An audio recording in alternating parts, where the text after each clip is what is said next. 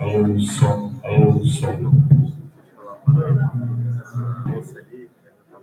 Alô, som. Alô, som, alô.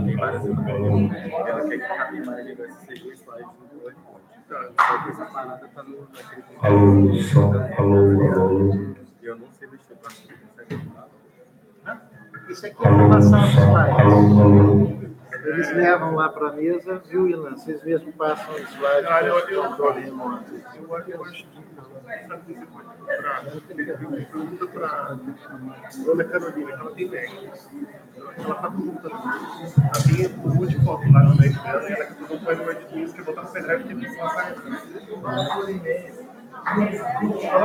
Fala para ela mandar por e-mail, dar um seu e-mail, sei lá.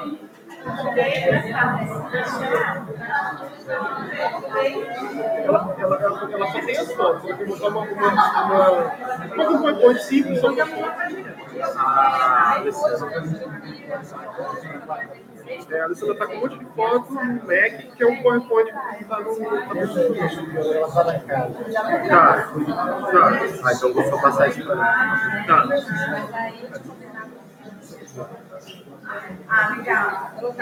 Ótimo. Maravilha. Obrigada. Ali com o microfone você vai empurrando ali, som e tal.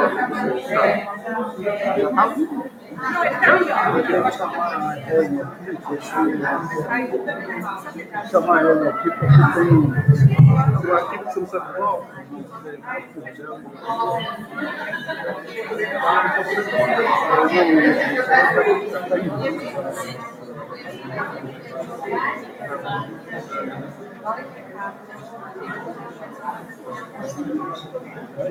Não, eu já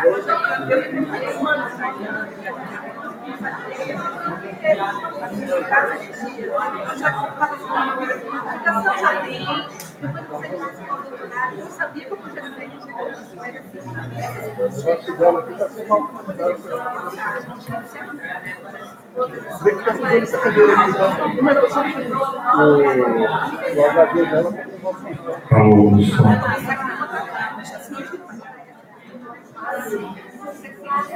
Cadê ela?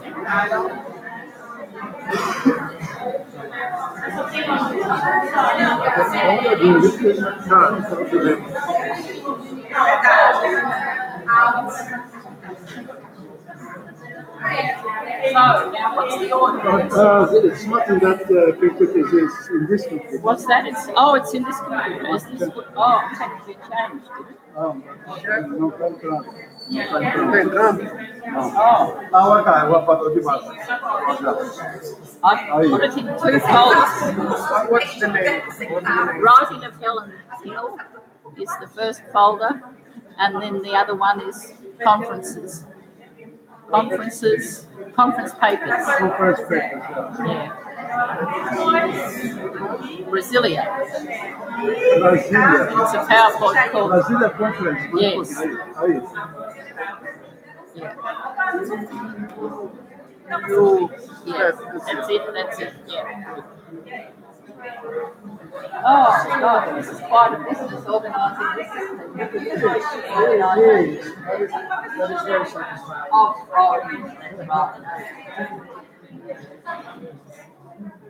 I was just saying about this value of this conference. Same things here. You wouldn't say that you did. It's safer here. Test out your ideas. It's safer here. Here we go.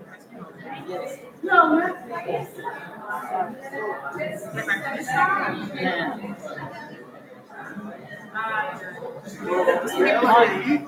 Can I just get past here and round to o dela aqui é o Brasília Conference. O evento Brasília, se não me engano, é dele ali, ó.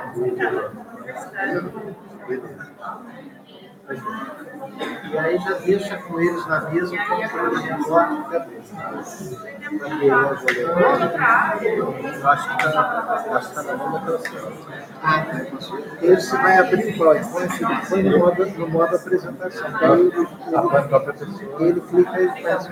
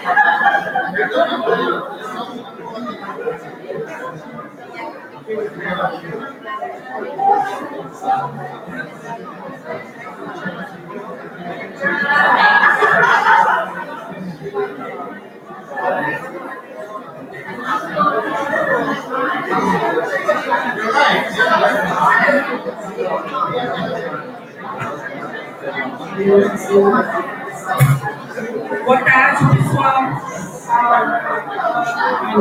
Alô? Ivan? Vamos voltar.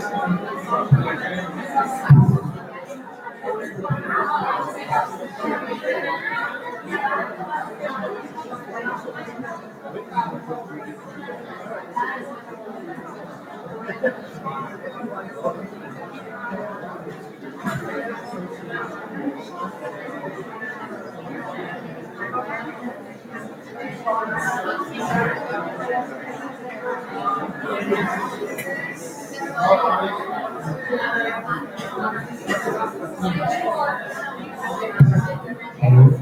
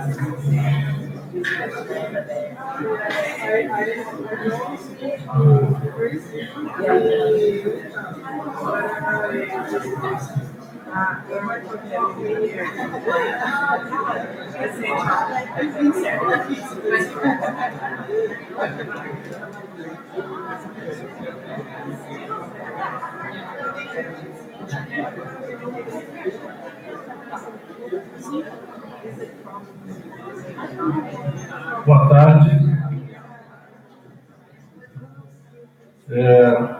Vamos começar essa mesa redonda 2 sobre educação com as professoras Suzane Cassiani, da Universidade Federal de Santa Catarina, e a professora Helen Rio, da UNDL Victoria University College of Arts, e, infelizmente, sem a presença do professor Abraão Mendonça, que teve um pequeno problema de saúde, está hospitalizado.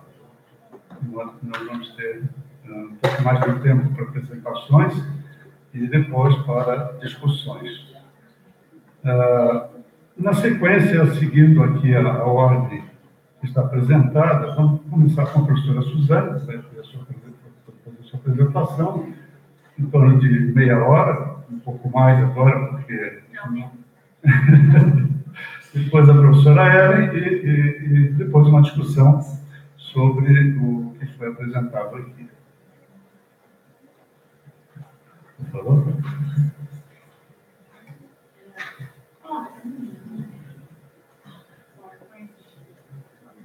Qual que é o propósito? É o Evento Brasília 2. Não, esse não. O outro. Evento Brasília, esse aí. Ok, deixa a apresentação, tá cheia. Aqui, ó, vai com esse. Não, o terceiro. Esse. Muito bem. Boa tarde a todas e todos. É um grande prazer estar aqui para falar de uma cooperação internacional que vivenciamos, né? Irlan, eu e várias pessoas que estão aqui na plateia, então, assim, é um momento muito especial. Queria agradecer a presença de todos, mas queria agradecer o convite, né, do Daniel Sirião e da Kelly Silva por esse trabalho, né, hercúleo de estar organizando esse evento, o outro evento da semana passada. Então, acho que é um momento muito especial para a gente estar falando sobre o Timor, para a gente estar se encontrando, né, depois de tantos anos dessa cooperação, né. Então, eu queria contar um pouquinho para vocês sobre o programa que enviava 50 professores brasileiros desde 2005 para o Timor-Leste, né, para a formação de docentes em ensino de língua portuguesa, e como a gente se vinculou ao programa a partir de 2009, que nossa universidade passou a ser a coordenadora acadêmica do programa, e aí contar um pouco para vocês, a partir disso, como a gente construiu esse programa junto com os cooperantes, né, os professores brasileiros, agora eu passo a chamar cooperantes, por conta, então, dessa nossa construção coletiva, né. Eu sou do programa de pós-graduação em Educação Científica e Tecnológica, né. Hoje de manhã o professor, o funcionário da ABC disse como é importante um evento acadêmico desse nível para discutir cooperações internacionais, né? E educacionais, então.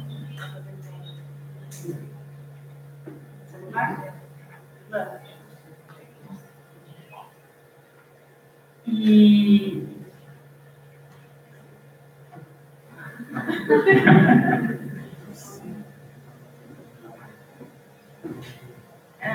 então, vou contar também um pouquinho para vocês, né, como foi esse processo e como a nossa vida mudou com o Timor-Leste, né? A vida do nosso grupo, a vida do nosso programa, as nossas vidas particulares, né? E contar como a gente aprendeu com o Timor, né? A gente aprendeu muito com o Timor-Leste nessa cooperação internacional. Bom, então, além dessas histórias, né, da nossa cooperação, eu vou contar também para vocês as nossas pesquisas, vou tentar, não demorar muito, porque tem muita coisa, né, então a gente não escreve, né, a gente vai falando, diferente do pessoal das ciências sociais, da antropologia, então a gente vai falando, e às vezes acaba falando demais, né. Bem, então o programa, ele inicia a partir de 2005, né, enviando esses 50 professores que vão participar dessa formação de professores. Eu vou falar daqui a pouco quais eram os projetos, né, que nós tínhamos no início. E o programa, ele inicia com bolsas da CAPES, né? A CAPES, que é a nossa agência de fomento, a nossa maior agência, a agência mais importante aqui no Brasil, né? Que tem mais dinheiro, pelo menos por enquanto. A gente não sabe depois do golpe que a gente sofreu, né? E então era a CAPES e o Ministério das Relações Exteriores. E foram alguns programas, né, dentro desse grande programa, alguns projetos que se iniciaram a partir de 2005. Então, a gente tinha o PROFEP, que era a formação de professores da escola primária, tá? Que funcionou até 2010. Nós tínhamos o PROCAPES, que era um bacharelato emergencial, e que foi até 2011. O ELP, que era o ensino de língua portuguesa para os ministérios, que começou em 2008, tá? Primeiro, o programa focou nesses dois programas, desses dois projetos iniciais aí, né? O PROFEP e o PROCAPES. E depois também, em 2008, começa, então, uma pós-graduação, uma especialização em educação e educação ambiental, né? Na UNTL. Então, a gente vê uma aproximação em 2008, da UNTL, né, com a UNTL. Para vocês terem uma ideia, o PROFEP, a gente começou a gente começou a aprender a fazer cooperação também. O Brasil, eu digo, né? O PROFEP teve problemas com materiais, a gente levou materiais, né, do Brasil, geografia, história, para adaptar ao Timor, né? Então, muitas vezes, os materiais que eram trabalhados na formação de professores da escola primária envolviam conhecimentos brasileiros, de geografia, de história, então isso era um grande problema, né? E... deixa eu passar mais um pouquinho. Então, quando a gente começa, em 2009, a coordenação acadêmica pela Universidade Federal de Santa Catarina, né, até então, os professores, eles iam para o Timor e, muitas vezes, eles tinham um coordenador geral, né, e os problemas começavam pela seleção dessas pessoas, né. A gente tinha, por exemplo, eu copiei aqui o edital 2008, a formação mínima exigida para atuar nesse programa era a licenciatura, apenas a licenciatura. Só que eles chegaram lá e tinham que trabalhar com a formação de professores. Então, nem sempre o professor que está atuando na sala de aula, ensinando crianças ou ensinando jovens e adolescentes, eles conseguem, então, trabalhar com a formação de professores, né? A exigência era assim, era uma experiência docente de no mínimo 3 anos, né? E uma experiência na formação de professores desejável. Para quem não é da área de educação, talvez não tenha acesso a essa informação, mas a área de formação de professores é uma área muito consolidada no Brasil e no mundo inteiro, né? E a gente, então, se depara com um problema, assim, logo de cara, né? De uma exigência muito mínima na formação desses professores, né? Para trabalhar com formação de professores. E aí, muitas perguntas nós nos fizemos, né? Que tipo de formação devem ter os cooperantes brasileiros para trabalhar em contexto multicultural e plurilingue como é o timorense? Qual o perfil de professor que a gente tem que selecionar para ir para o Timor? Quais os desafios enfrentam os cooperantes brasileiros ao ensinarem a língua portuguesa, ciências e tecnologias em território timorense?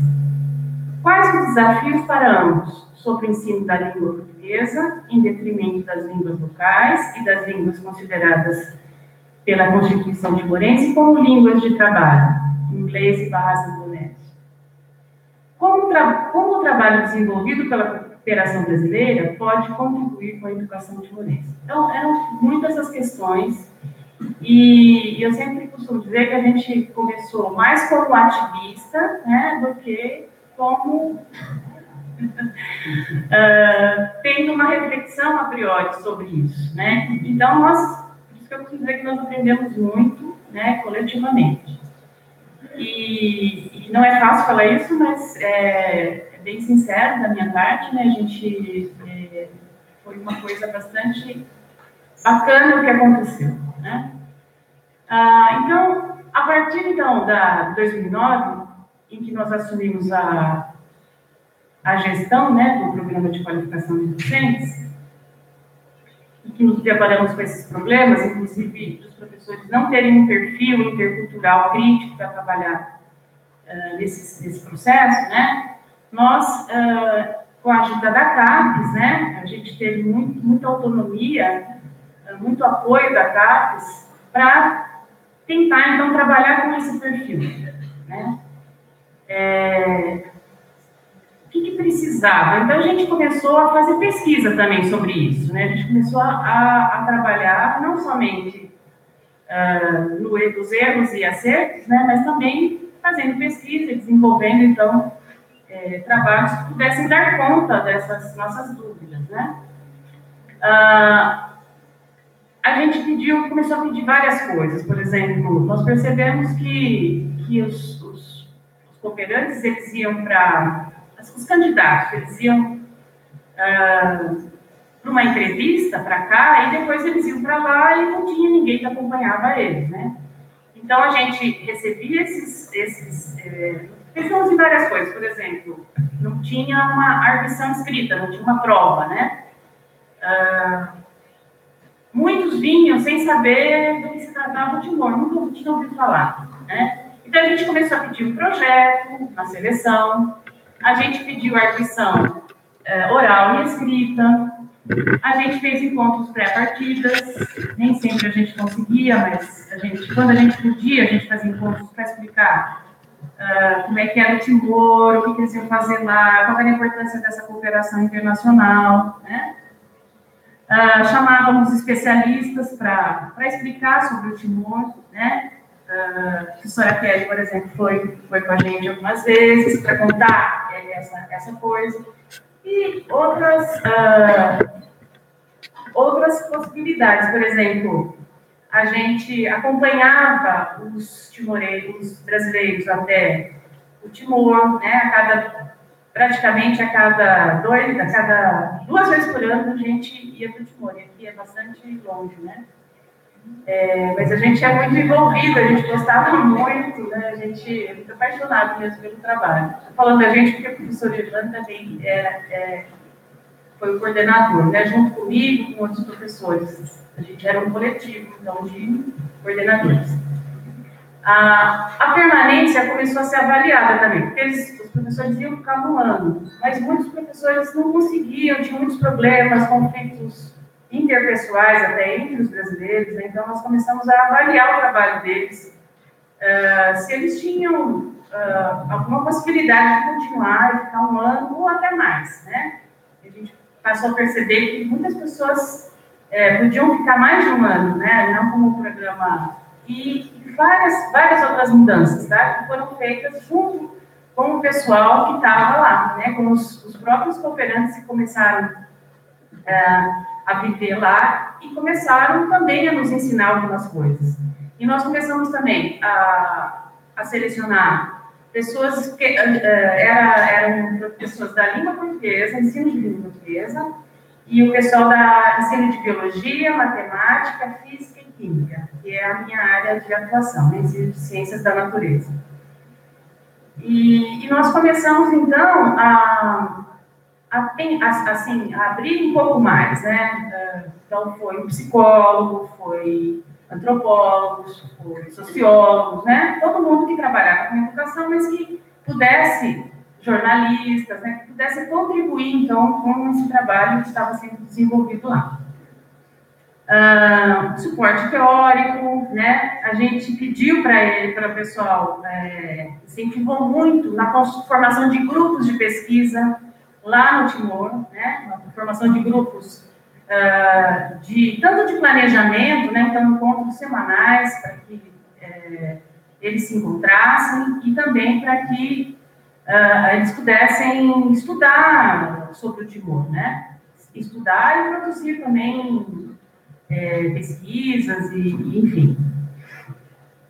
E tem outros detalhes, por exemplo, aumento de uma bolsa, porque a gente teve um problema em 2011, nós tivemos uma interrupção, né, no programa, por conta da burocracia brasileira e timorense também, né, a gente teve uma interrupção desse contrato, né, desse convênio, e quando a gente conseguiu reativar o convênio, as pessoas já estavam desmobilizadas para voltarem para lá, né, os cooperantes brasileiros.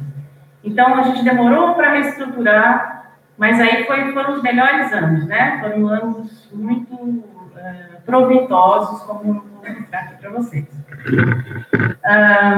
Conseguimos, então, uma bolsa, né, de estudo que foi bastante interessante, era uma bolsa de pós-doutorado para, às vezes, pessoas que não tinham mestrado, que dava, acho que, por volta de 2.200 euros, né?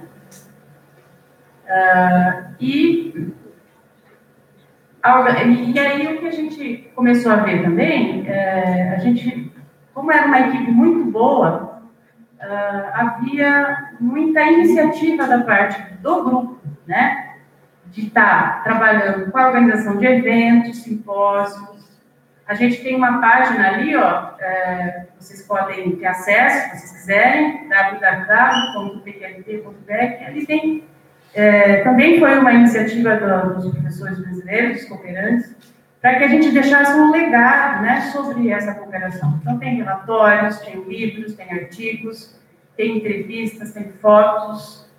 É muito bonita essa página. E a gente quer manter, né, tentar manter até como a gente puder. Então, um trabalho coletivo. Aqui, para vocês terem uma ideia, né, dos números que a gente... 2016 é quando eles voltaram, né?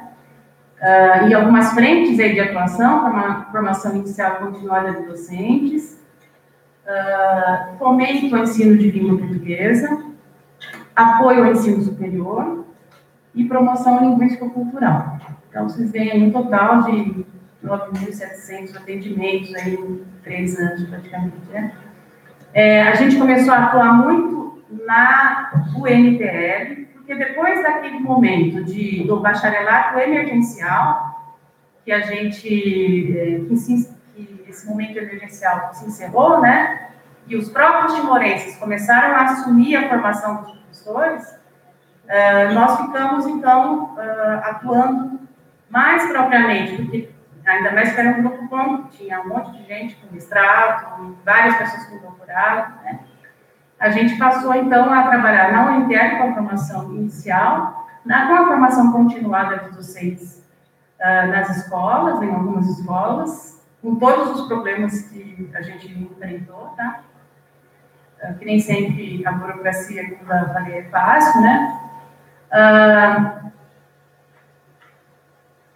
Auxílio com monografias, com os trabalhos de conclusão de curso, orientação, cinema, enfim, várias iniciativas que a gente, que os cooperantes foram construindo a partir das possibilidades que eles tinham ali, né?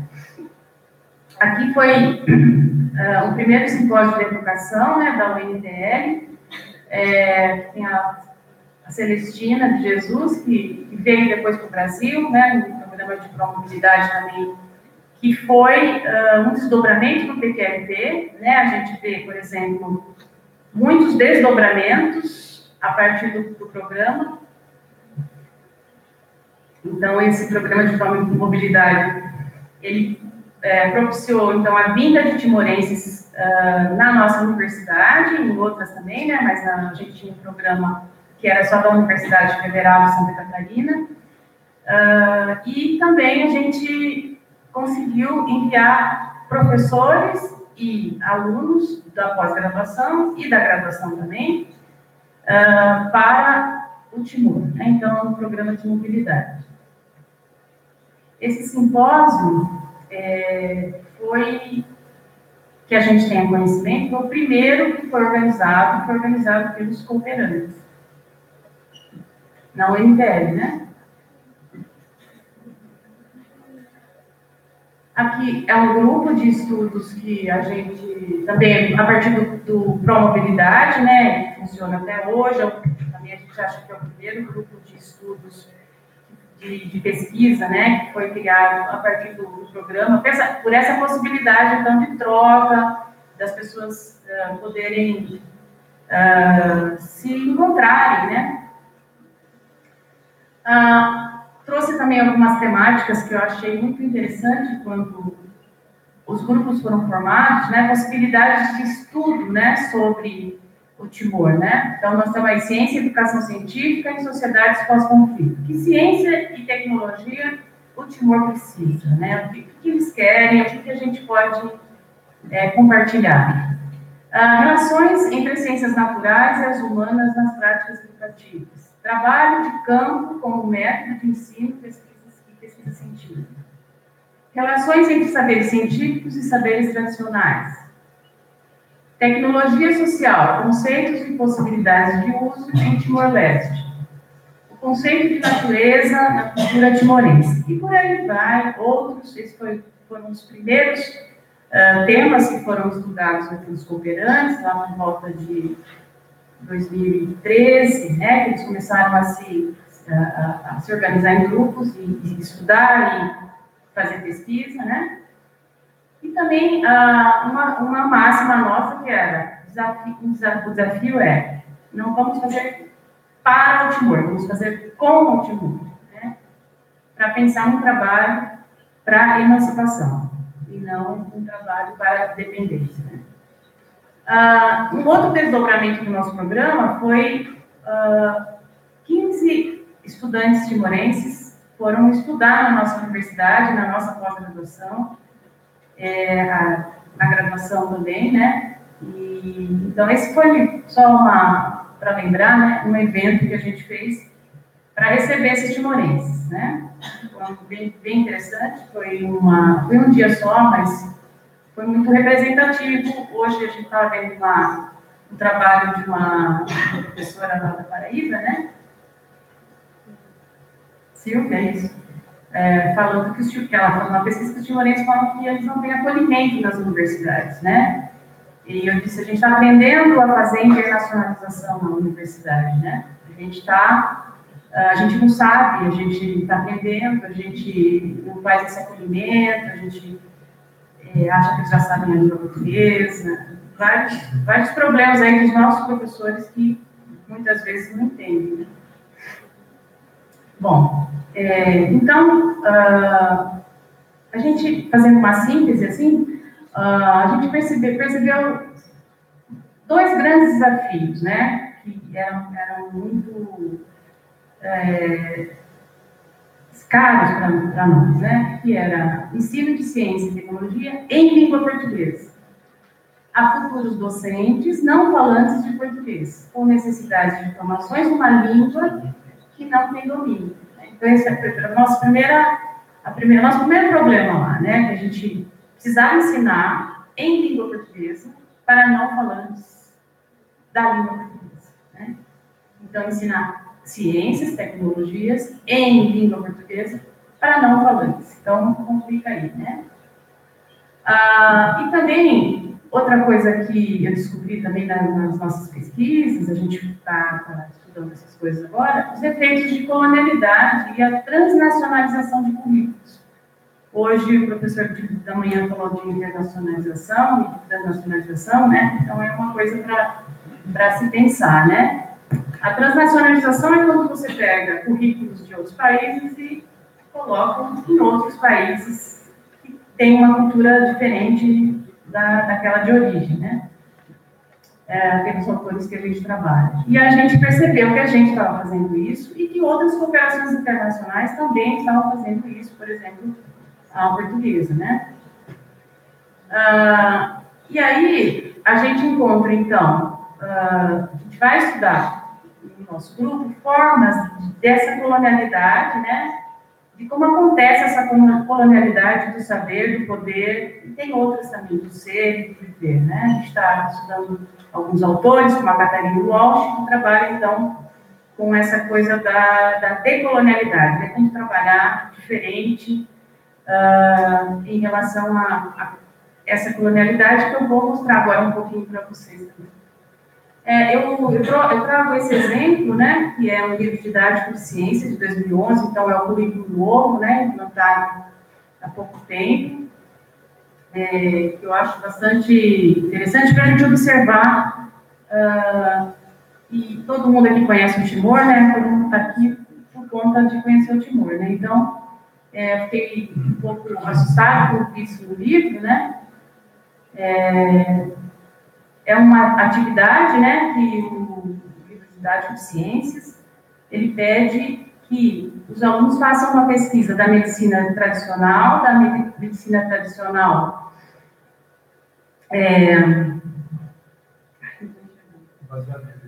baseado em evidências empíricas, né, e leptonita.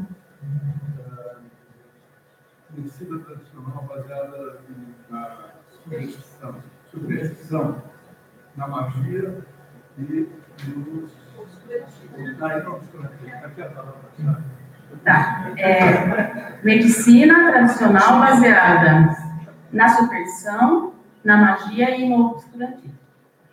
Aí no glossário tem o que é o obscurantismo. Então,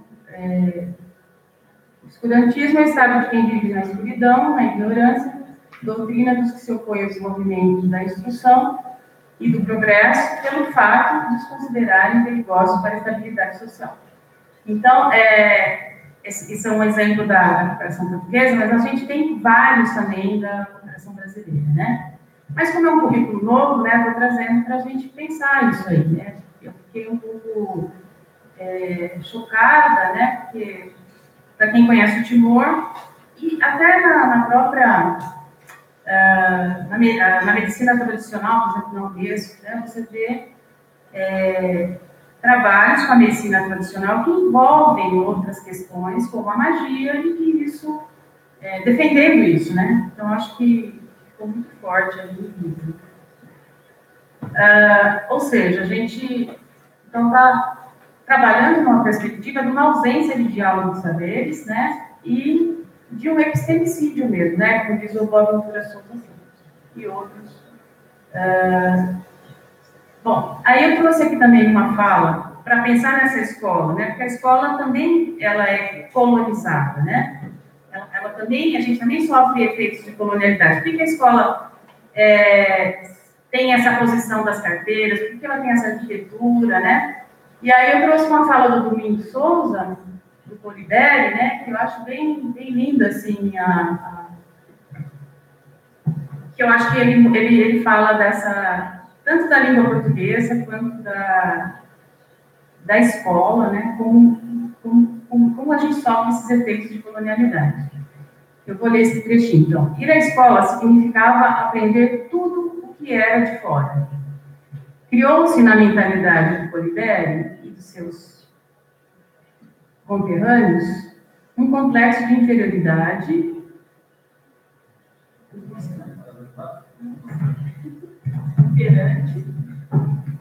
perante sua própria cultura.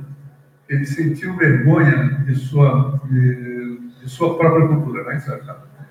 Do mesmo modo, aprendeu também músicas religiosas, tanto em português como em latim, que várias vezes cantava com muita devoção, embora não compreendesse nada. Quando aparecia alguém desconhecido na aldeia e proveniente de Dili, Polideri era chamado para comunicar com ele e ser seu intérprete. Sentiu orgulho por saber dar alguns toques na língua portuguesa. Os seus pais, vaidosos, orgulhavam-se de seu filho porque era o único que podia comunicar com outras pessoas numa língua que os da sua aldeia desconheciam. Por falar português, dava-lhe prestígio e, ao mesmo tempo, introduzia-o na classe das elites. Então, acho que o que a gente viveu também com o Timor, a partir do QQLD, né, desse programa, foi um pouco que o Paulo Freire viveu em 74, né, quando trabalhou na Guiné-Bissau. Então, acho que eu sinto muito isso, e também acho que essa fala do Domingos, né, do seu Domingos, ele retrata um pouco esses efeitos de colonialidade da própria escola, né, o que a gente vê na escola timorense e do que é silenciado, né. Então, estou trabalhando então, um pouco dessas consequências desses efeitos de colonialidade, né, com a perda de autoestima, consumismo exacerbado, a perda de identidade local, a desvalorização da cultura, perda de saberes ancestrais, uma violência epistêmica, né, a falta de pertencimento, enfim, dependência, né. Então para resistir, trabalhar contra esse poder dos países dominantes, né, que produzem subalternidade, dependência, colonialidade epistêmica, golotocídio, morte das línguas, né? E também trazendo, então, esse questão do diálogo dos saberes, a gente tem trabalhado também com alguns autores latino-americanos e também alguns autores africanos, tentando valorizar autores que a gente sempre desprezou, né? Principalmente na América Latina. Tá? Aqui também tem uma imagem bem chocante, né, da Espanha, de um índio indígena beijando a mão de um padre, né, que acho que aconteceu esse processo com a gente, então a gente percebe que nós temos uma identidade muito grande com o Timor em relação a esses processos de colonialidade, né? De colonialismo e depois de colonialidade. Bom, então, trabalhando na perspectiva das epistemologias do Sul, né, com autores latino-americanos, como eu disse, com alguns autores africanos, né, e também com autores timorenses, né, para pensar um pouco nas epistemologias do Sul, né, trazendo um pouco outras perspectivas que não o eurocentrismo e patriarcado, né? A gente tem trabalhado bastante numa direção, isso que eu estou chamando de pedagogias decoloniais, tá? E o Boaventura nos ajuda bastante também, né, nesse epistemologias do Sul, como um conjunto de intervenções epistemológicas que denunciam a supressão dos saberes levada a cabo ao longo dos últimos séculos pela norma epistemológica dominante, valorizam os saberes que resistiram com êxito às reflexões que esses têm produzido e investiram as condições de um diálogo horizontal entre conhecimentos. A esse diálogo entre saberes chamamos de ecologia de saber. Né? A gente teve a oportunidade de ficar um ano na Universidade de Coimbra, então, eu acho que para estudar o Timor, né, então, foi bastante interessante essa parada para pensar, então, nesses processos de colonialidade. E aí, trouxe um exemplo que talvez seja interessante também para a gente pensar essa epistemologia do Timor, né? Tem uma aluna, tem vários estudantes do nosso grupo, então, estudando sobre o Timor, né? E uma delas, ela está estudando a questão de como os processos da Alma-Lúdica não foram para a escola, né? Como é que a discussão dos conflitos desses processos, né, eles não foram para a escola, né? Então, esses saberes ancestrais, eles acabam sendo silenciados na própria escola, né? Então, ela morou um tempo lá e ela trabalhou muito com essas questões e nós estamos chamando aí a epistemologia do Timor, tá? E aí tem alguns outros temas, né, de pesquisa, possibilidades de cooperações com uma visão mais horizontalizada. Acho que isso que a gente vai aprendendo, então, né, nesses últimos anos, né, pensar o que fazer com essa transnacionalização e o que acontece dentro do Brasil também. A gente também faz uma transregionalização de currículo quando a gente pensa no Sul e Sudeste, ditando currículos para o Norte, Nordeste, para outros lugares do país, né? Apagando, silenciando outros saberes ancestrais, saberes dos indígenas, dos quilombolas, que a gente acaba privilegiando, então, um conhecimento científico neutro, acabado, higienizado, eurocentrado. A formação de professores interculturais, o que é interculturalidade, né? Como é que a gente pode trabalhar na perspectiva de pensar um professor intercultural? Não só para ir para o Timor, um professor que respeite as diferenças dentro da escola, dentro da nossa escola aqui, né? O resgate de saberes ancestrais silenciados, né? Eu acho que o Alessandro está fazendo um doutorado sobre o tema, também estudando o ensino secundário, a implementação do novo currículo, né? Tentando trabalhar, então, com pedagogias decoloniais. Não dá tempo de falar tudo, né? Que já estão me mostrando o tempo aqui, mas já estou quase terminando. Enfim, temas para a gente lutar contra as desigualdades sociais, né? Então, exemplos também nas relações étnico-raciais, questão de gênero, sexualidade, que eu acho que, por conta do Timor, a gente vê essas diferenças acontecendo, a gente acabou também trazendo para o Brasil, para pensar o Brasil, para pensar a América Latina, né? Tecnologias sociais, educação timoriana. Tá? Queria só, para finalizar, e para começar finalizando, né, eu acho que a gente aprendeu muito com o Timor, né? Hoje nós temos alguns desdobramentos, né, que refletem, eu acho, sobre projetos futuros, né? Estamos participando de uma cátedra da Unesco, e o tema, a gente acabou colocando no Timor também, né? A gente sempre pensa no Timor quando está fazendo o projeto, né? Esse outro, que é o projeto de internacionalização das universidades, né?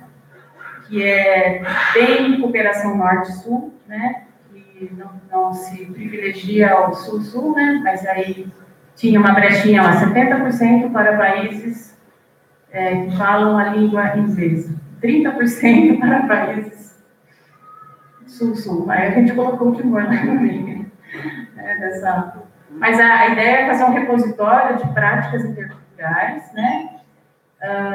Para pensar, então, nessas pedagogias decoloniais. A gente organizar esses movimentos que estão acontecendo muito na América Latina. Tá? Isso que eu acho que é interessante, na África também. E eu acho que no Timor também, a partir dessa dessas intervenções aí, dessas trocas que a gente teve com pessoas, professores e estudantes do Roundtable. Queria agradecer, né? Queria finalizar agradecendo os cooperantes que estão aqui, né? E o povo timorense também. E dizer que nós temos um rápido levantamento no banco de teses e dissertações acadêmicas, colocando a palavra Timor-Leste, apareceram 174 trabalhos.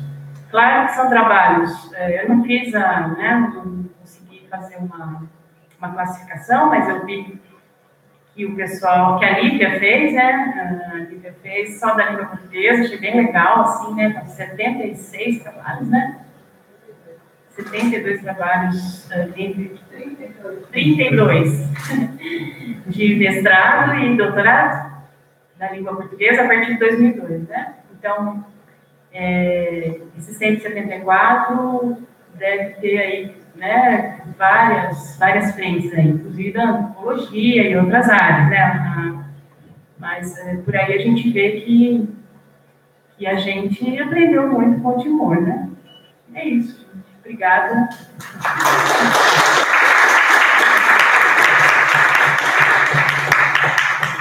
Obrigado, Suzane. Agora, por favor, me sincere.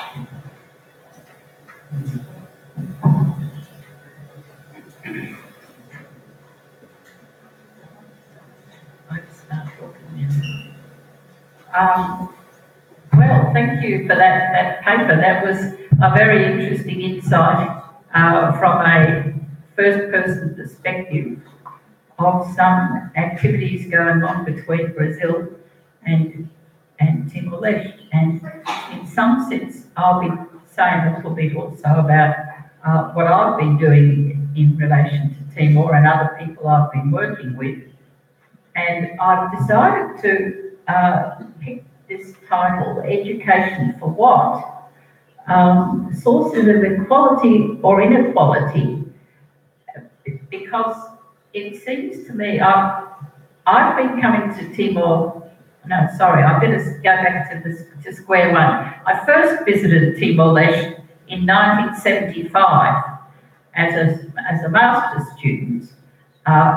January 1975 it was, and to look at really Timor-Leste's transition to independence, as I thought it would be then. I was fortunate to be taken to visit the Freckle Literacy Program, and there was a great atmosphere of excitement around. Everybody was wanting to learn something new. It looked to many people as if education was going to be the answer to Timor's development, even back then. I better go to the slide because of the translation. Of course, I wasn't able to visit Timor for the next 24 years. Oh, of course, I don't think you have that, do I? That's right. Oh, crazy, yes. Well, I know, I was sort of waiting for the So, no, we don't have this high technology in Australia.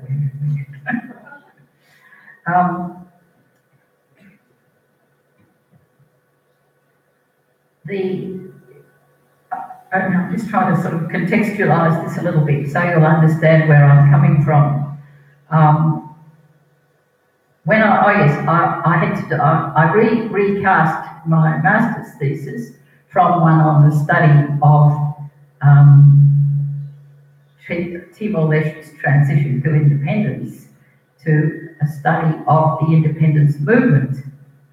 And one of the things that interested me greatly about the independence movement was the way that the students from Caçadores de Moras over in Portugal there had got onto Paulo Freire's ideas very, very quickly and early in the piece compared to most English speakers, not surprisingly, because he'd written in Portuguese. But as it happened, I had been a student of Paulo Freire myself in Geneva in 2 weeks of seminars the previous year, 74. I was, when Paulo Freire was working in the World Council of Churches and advising the government of Guinea-Bissau, he had a small NGO called Centre for Cultural Action with Claudius Chekon, who I just learned yesterday, still living in Rio, and I tried to track him down in Rio yesterday and didn't succeed. But and so I was very interested in the application of Freire's ideas in a real live country, very close to Australia. And in a sense, that was probably that propelled me to do my PhD thesis on non-formal education and development in 3 countries of the Pacific. Of course, I couldn't go to Timor because that was under Indonesian occupation, and I was persona non grata and would have been chased out immediately. I did my PhD research in Fiji, New Caledonia, also struggling for independence, and US Trust Territory of Micronesia, also sort of struggling for independence and becoming sort of independent. So, and I looked at those 3 countries because they were from 3 different colonial powers, British, French, and American, and they each had a slightly different way of approaching it. Now, I'll just go through some of my PowerPoints here. And yes, this is an approach to the thing about equity. And I remember this from long ago, reading Gunnar Myrdal's Asian drama, and being slightly shocked and taken aback to read that education, along with land, is possibly one of the greatest creators of inequality. Everybody thinks education must automatically create equality. It doesn't. It can be made to create equality, but it more often creates inequality because government funding goes to those people who are already doing very well. And this, I think, has great implications for Timor, which I'll talk about a bit later. And then the immediate event that made me immediately think about writing this paper was one which many of you will recall not long ago, when Vice Minister Dulcie Suarez, who many of you will know, had developed an innovative curriculum. And when her party was no longer in power, another Vice Minister came along, Lourdes Besser, who very, very quickly got decree law passed, which really, in a sense, sabotaged the transitional program of that curriculum. I will talk more about that. And so I realised there is huge dissension, dispute and disagreement among the Timorese elite about what is the best way to go about education policy. And it doesn't follow party lines either. It doesn't follow party lines because some of the people who supported Dulcie's policy were actually Franklin members, Rui Araujo and also her uncle, Amigo Maia, who's been the first education minister of Timor since independence. They were supportive of the curriculum which used Tetum as a language of instruction in early literacy and then had a transition into Portuguese. So I'll talk about that a bit later, but this is really how I came to be trying to look at this topic. What are some historical things? Can we explain this to some extent in terms of looking at Timor's history? And so to be able to understand what can be done about it. And many people would say 15 years after the restoration of independence, perhaps we could have got further, perhaps if there'd been less fighting and disagreements over some issues, more could have been put in place to see more people on their way with an education pathway. And I know the UNDP was particularly concerned about this as they wrote a human development report this year on the so-called demographic dividend. Because Timor-Leste has such a huge proportion of young people, this is both a sort of a threat and an opportunity. If they do get education, they can be a powerful engine for development of the country because there'll be a low dependency ratio. But if they don't get education, there will be, and they don't, find livelihoods and work, then that will be a threat to the country. So it does become quite important.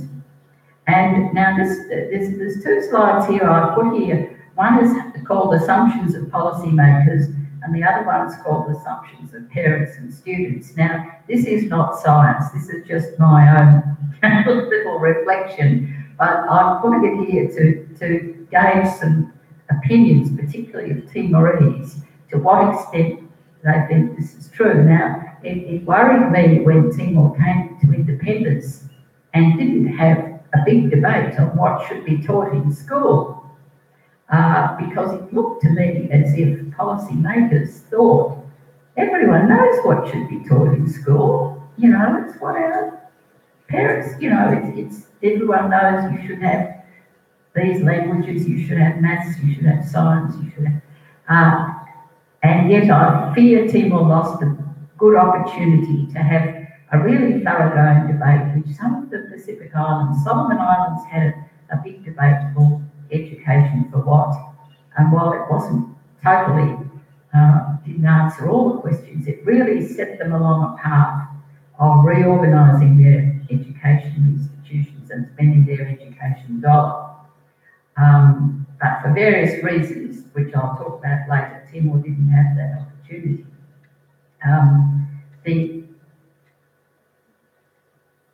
It's the same way you've got.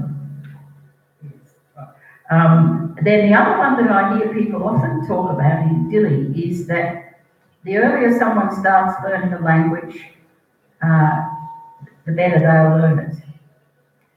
Now, this I think is contradicted by research, but nevertheless believed, and we won't spend a lot of time talking about it now. But the idea that one has to start learning Portuguese in kindergarten if you're going to learn it properly, I think. Or English, there is also, many people will send their children to the Filipino schools with the idea of getting them early into English. And of course, it depends a lot on different families, different educational levels, different role of parents, but I think that this is a fairly widely held assumption. The other one I observe very much in the universities is the one about theory and practice.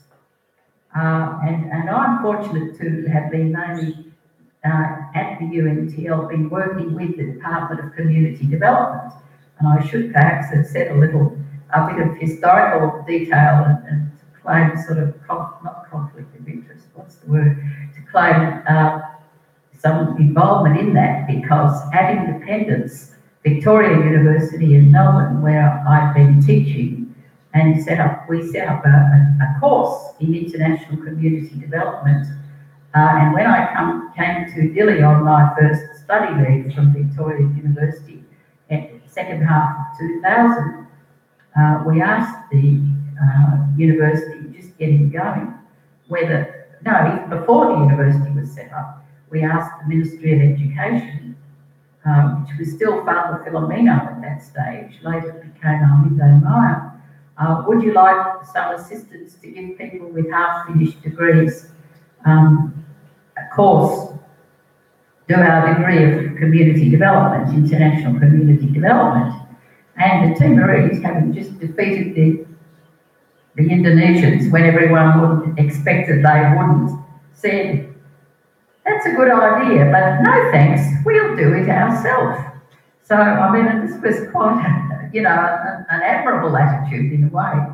They did work on it for a couple of years, and then later we were came to Timor and had a meeting, and the rector invited us all to sit down with the people who were doing the community development course, and they said to us, oh yes, we would like some help actually. So we then began, systematic work. Now, I don't think any of those people were here.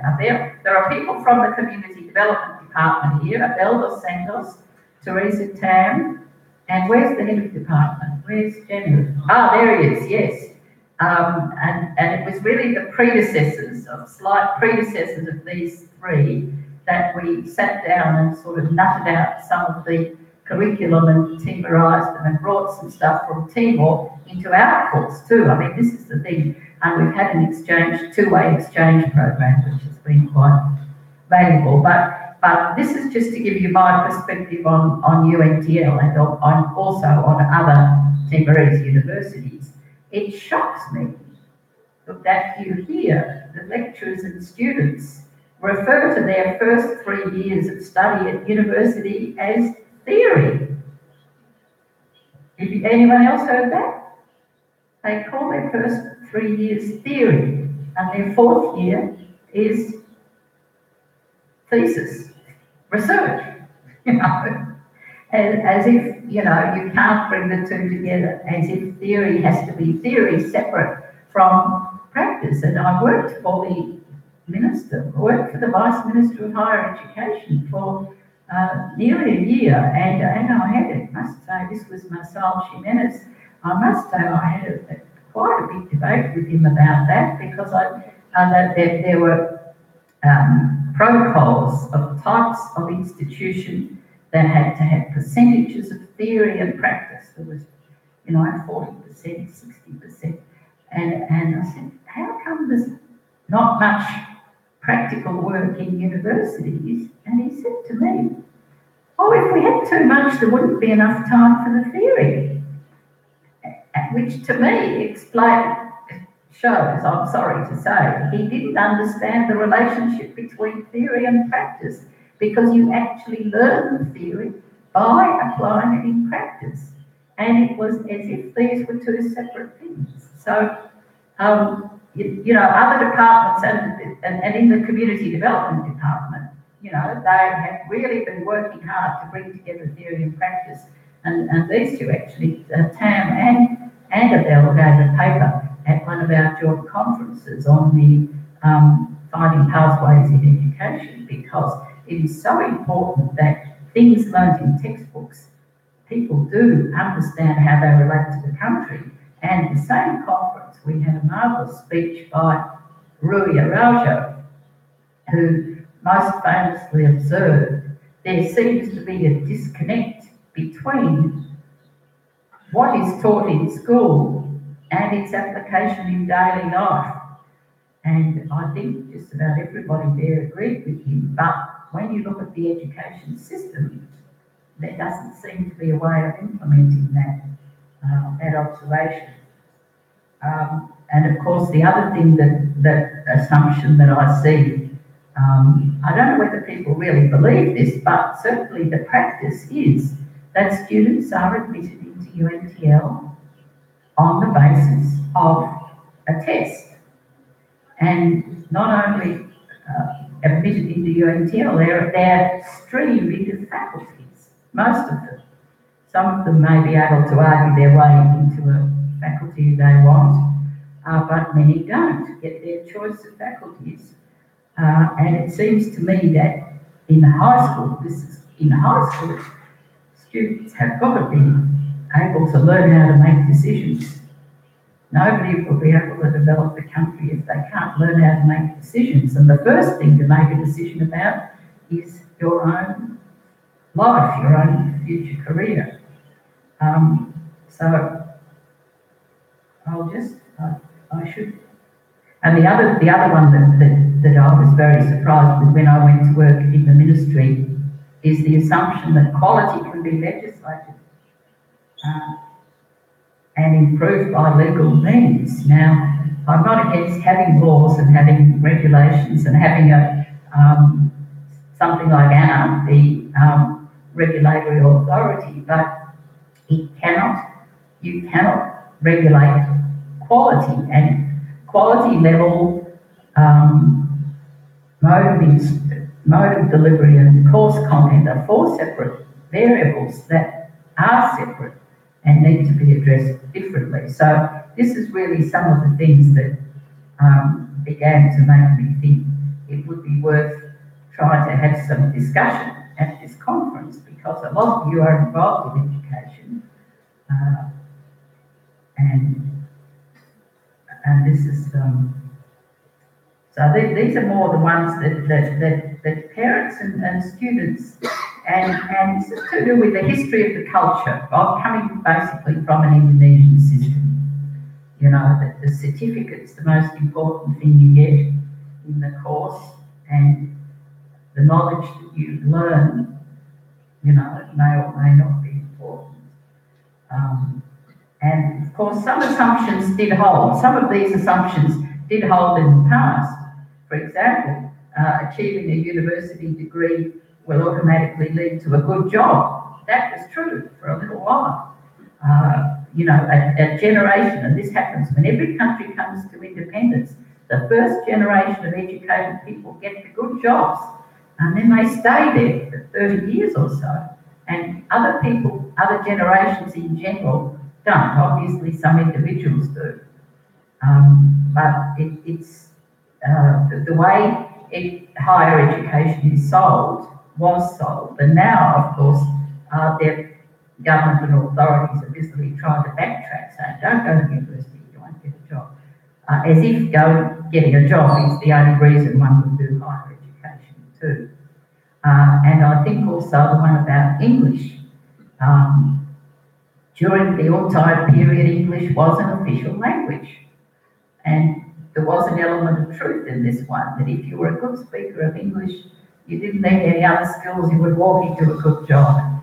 I think that time is over, and English and any language needs to be seen as a tool.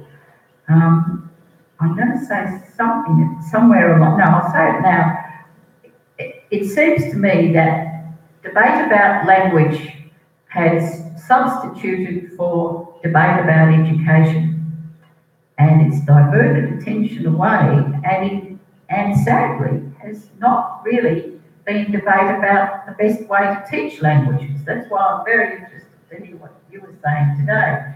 We need to address methodology, and English teachers need to get together with Portuguese teachers and discuss, how do you deal with this? What's a good way to deal with it, with introducing new concepts in languages? Because language teaching is important, and I see a lot of people wasting a lot of time in language classes, especially in English classes, and they're not getting good value for their time or their money. Some of them are paying money too, and I think that there could be a debate which would contribute to that. It's interesting to hear you talking about colonisation too, and decolonisation of education, because that is what it really is about. And when I was doing my comparative study in the Pacific, I had France, Britain, and the US, and French, like Portuguese colonialism, is what's known as an assimilationist colonial model. In other words, they insist on the colonial language in education at all levels. So you go to New Caledonia and you hear French, and you don't hear much of local languages at all. Whereas you go to Fiji, You hear a lot of local language. You go to Papua New Guinea, you hear even more languages, but you still use English in the universities and the high schools.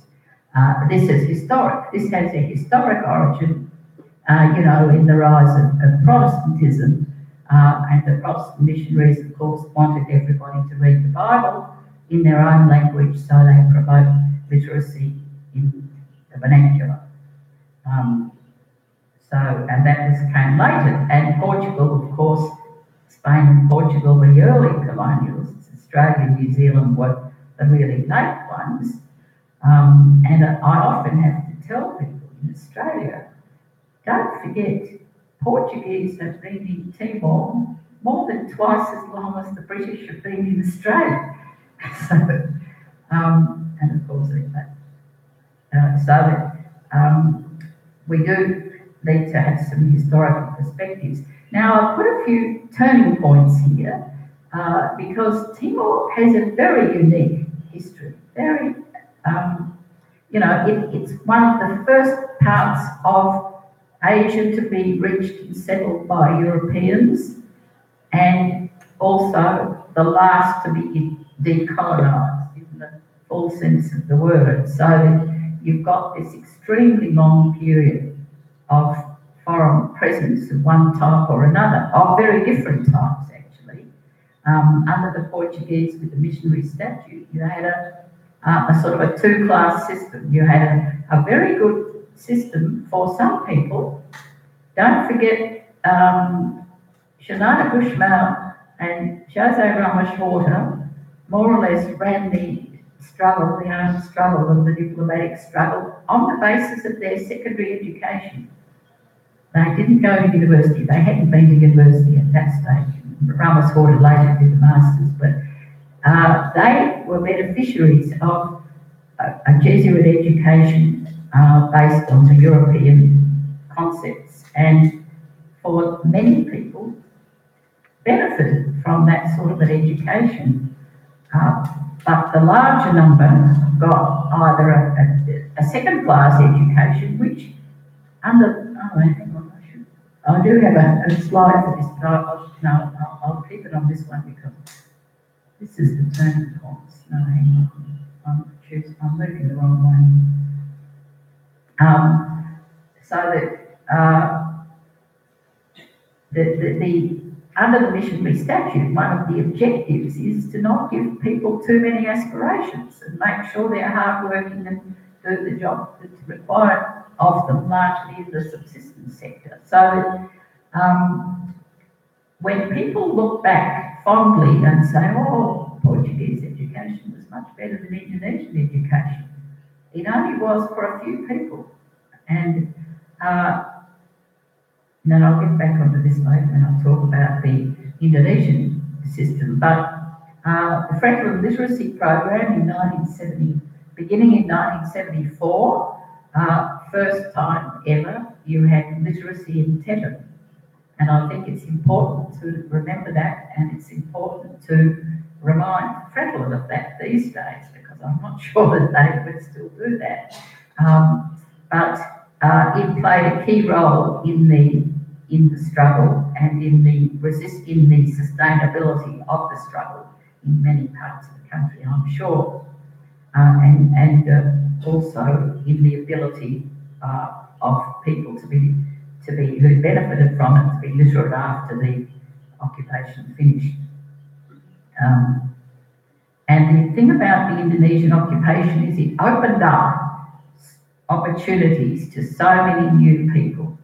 The Indonesians were worried that, they were violating international law. They had to use good arguments to say why the occupation was necessary. And one of them they always used was, we are bringing education to a whole lot of new people that the Portuguese didn't worry about. So that was their argument, and they did build schools. They also knew what I'll talk a bit about that later, but I'll mention Mario Carrasco because when he was governor, it's always been believed he was a sort of clandestine and independent pro-independence person, even when he was in the Indonesian administration. He opened up opportunities for Timorese with the help of Willie Torsuta from the Satya University in Indonesia. And some of the key leading political figures benefited from Mario finding them a preparatory course to do before they did further study, and some of them ended up doing postgraduate work in New Zealand as well. So that it is possible to create opportunities with a strategy behind it. And that was even despite the fact that most people in the Indonesian system were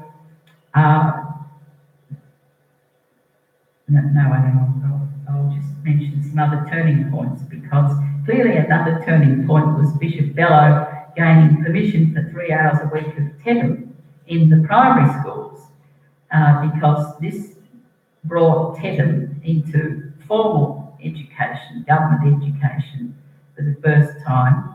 And the Mary MacKillop sisters in Sydney were commissioned to write books. So there was no material at all. So that it was, things could be done even under the Indonesian occupation. And of course, things like the Catholic Scouts splitting off from the Indonesian Scouts, which were compulsory, making their links with the Portuguese and the Irish Scouts, so it became a de facto entry point into the clandestine resistance for a lot of young people. And of course, you had the emergence of Renatil as a movement inside Indonesia by people who were on good Indonesian scholarships. Now, I think I've covered a lot of this, yes. I'll just make another point about education under Portuguese Timor, that unlike the Pacific Island countries, the Canossian sisters set up an academic school for girls 100 years ago. Quite extraordinary.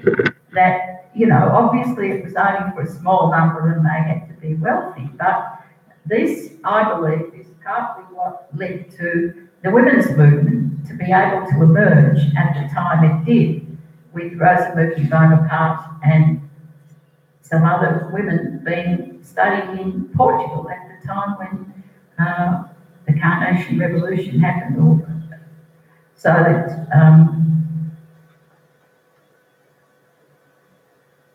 that getting to the purpose of education. The Portuguese, in a sense, knew what education was for. It was to make most people feel a generalised sense of being Portuguese, and to select out those to give citizenship to and create an educated elite to run the country. And once you had the educated elite to run the country, you didn't need anyone else. So the concept of equity wasn't there at all, but they still knew what they wanted. Now, I think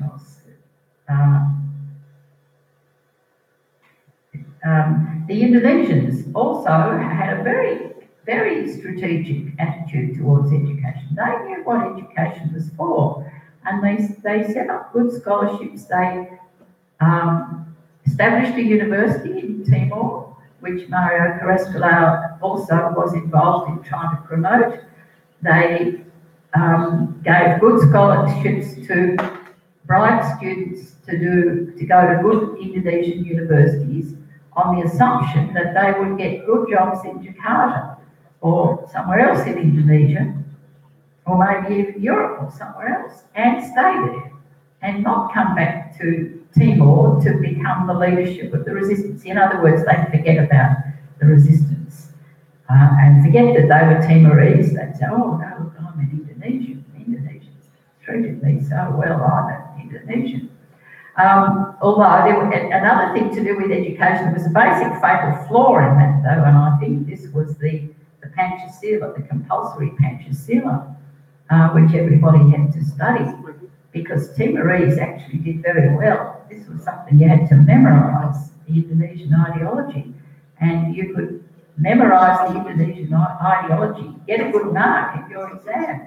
while still knowing that it was completely false and incorrect because the history you knew from your own country was different. So I think that's a fatal flaw. Now, this brings me to the thing about what is education, because, you know, this is everyone knows what education is. Learning things. And Benjamin Bloom's taxonomy of educational objectives, as many of you will know, identifies the cognitive domain, learning. Oh, hang on, I haven't put this up on your one. I'm going in. Right. Hang on. How do I move this? Oh, that's the Indonesian one still. Oh, yeah, that's the, yes. The cognitive domain, the affective domain, and the psychomotor domain. In other words, more simply, knowledge, attitudes, and skills. And I think often within the current thinking in Timor, there's a lot of attention paid to knowledge, a lot of attention paid to content, and not enough to attitudes, and not enough to skills, because very often you'll find the system creates attitudes in it that are counterproductive to the objective of, if there is an objective. So it's just really to keep those. Now, oh, hang on, oh yes. And this was also, UNESCO incorporated this in its philosophy of 1994, learning to know, learning to do, learning to live together, and learning to be. There was a lot of discussion. This is the early work of UNESCO, which led to things like the Education for All goals, and which led to, eventually, to the Millennium Development Goal of everybody having access to education up to year 9, and then now what, of course, we have is the Sustainable Development Goal on education. This is another historical fact about that's made it difficult for Timor to have the education. For what? Oh, hang on, sorry, I've left it out. Some further turning points here, because I think it is worthwhile to just think about these.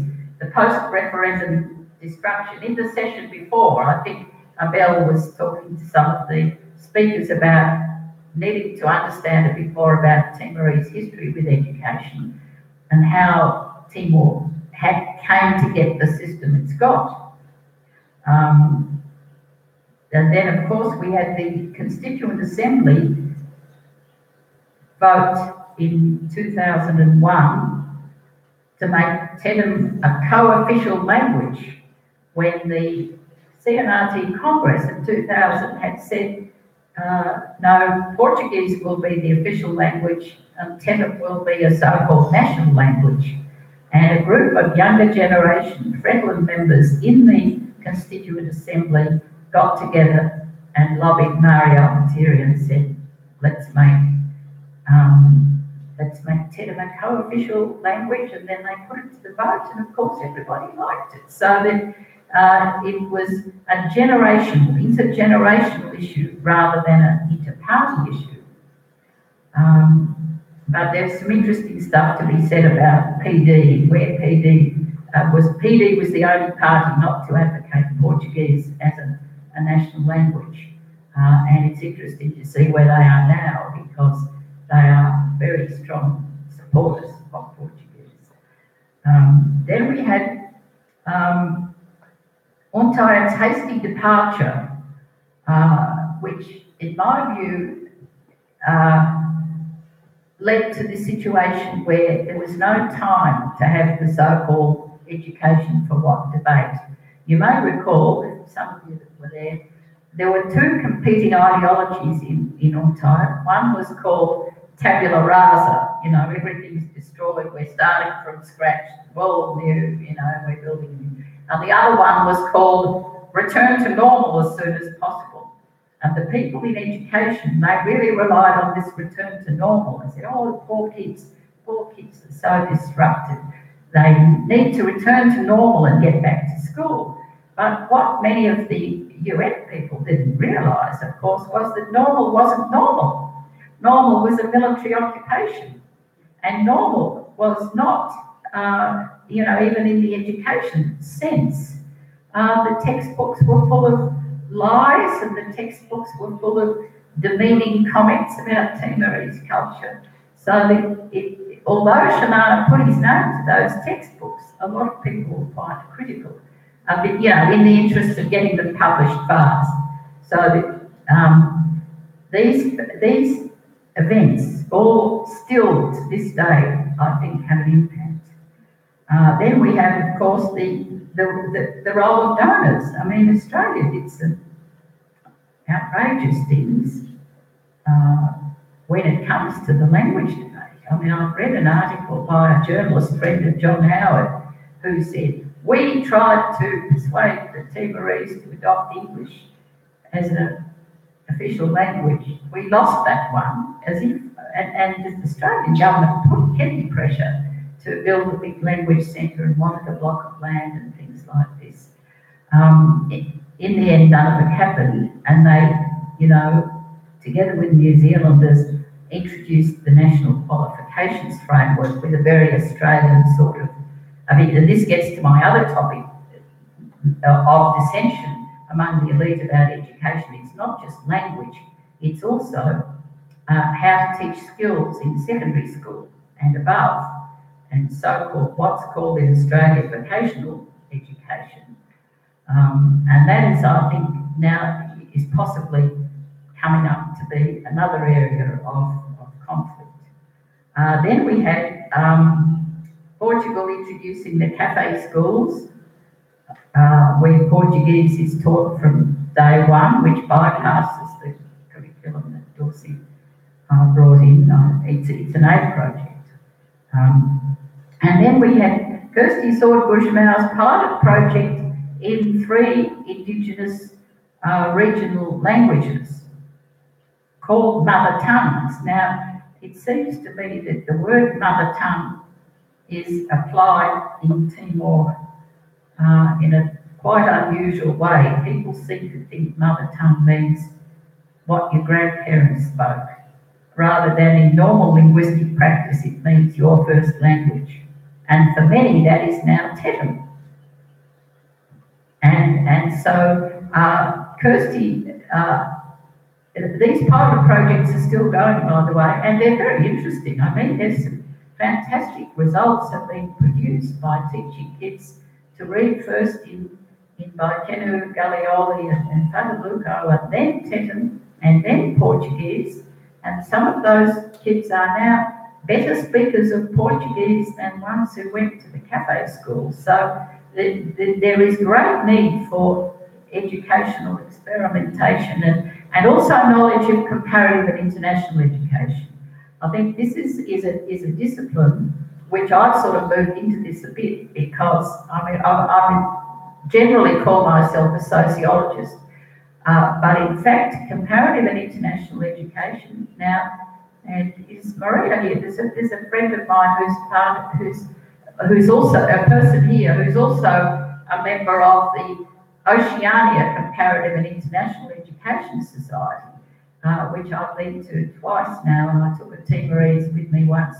And the very interesting debates about education policy in small island states, not only small island states, even China and big places, going on there, because, and it's something that should be taught at UNTL, there should be, and probably is taught by some of you people in the people you've had over here. I hadn't realised that, but it is quite important that Timor develop its own capacity for research in this field.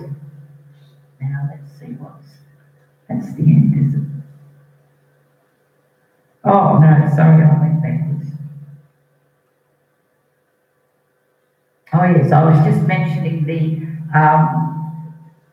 failure to do manpower planning at the time of independence came about largely because it was the heyday of neoliberalism, and the World Bank said, oh, you don't really need to do manpower planning, you know. The market's going to just tell you exactly how many of each profession you need in the country, and the people are just going to somehow magically going to all want to do those things, and you'll be right. And now everybody realises, of course, this is not true. I'm doing some work at the moment with Ismenio Martins de Silva of the Human Capital Development Fund on developing a list of occupations in Timor, because Timor does not even yet have a list of all the occupations already in the country and needed to develop the country. The next step then is to assess how many of them you need, what the qualifications would be, and then to establish pathways to get the right number of students. And areas like the finance sector, terribly short of skilled people.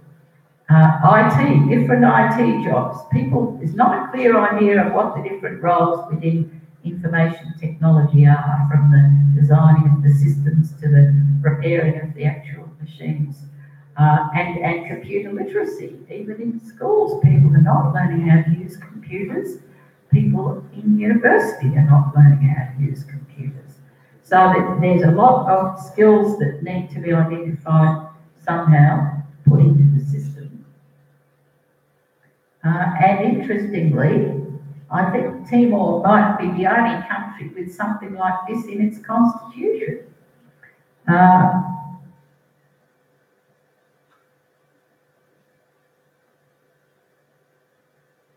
And I can't quite read it from here, but I know it says something like having the right and duty to work and to choose their own profession. A marvellous idea, and I know where this came from. This came from the gender lobby at the Constituent Assembly, organised by La Humatuk and the women's NGOs, because women, like men, should also have the right to choose their own profession. But where is the mechanism to give high school kids advice to choose their subjects, choose the level at which they'll leave school, choose an area of work they would like to go into? This is the qualification framework I was referring to as being introduced by Australians and New Zealanders. I think that's true without fear of contradiction. I can say that, although they don't. It just basically, puts things in different levels, but there are a few weaknesses in it, and there are, recommendations have been made for making it a lot more accessible and comprehensible to school leaders too, because that's who should mainly be interested in it. Now, you may be familiar with Ivan Illich's concept of the hidden curriculum. When kids go to school, they're ostensibly learning the formal curriculum, but actually they are picking up a whole lot more that is not intended by the powers that be, or is not intended by the teachers, and it is the culture of the schooling system sometimes brings up some very detrimental hidden curricula, like the status of subjects. One of the detrimental things about the hidden curriculum is try not to become a farmer. That only dumb people go and do vocational courses. So the attitudes are built up which are so counterproductive sometimes to finding good people to run agriculture. How is the country, farmers actually produce more goods, more production than anyone else in the country, yet they're the lowest status people. And the school happily says to the kids in the school, oh, be anything but a farmer. It's too hard work. Their parents who are farmers have borrowed money to send them to a school, so they don't have to be a farmer. and yet the development plan says, let's develop agriculture. And we know that graduates in agricultural science do not become farmers. So there's a whole area there that needs a lot of national debate.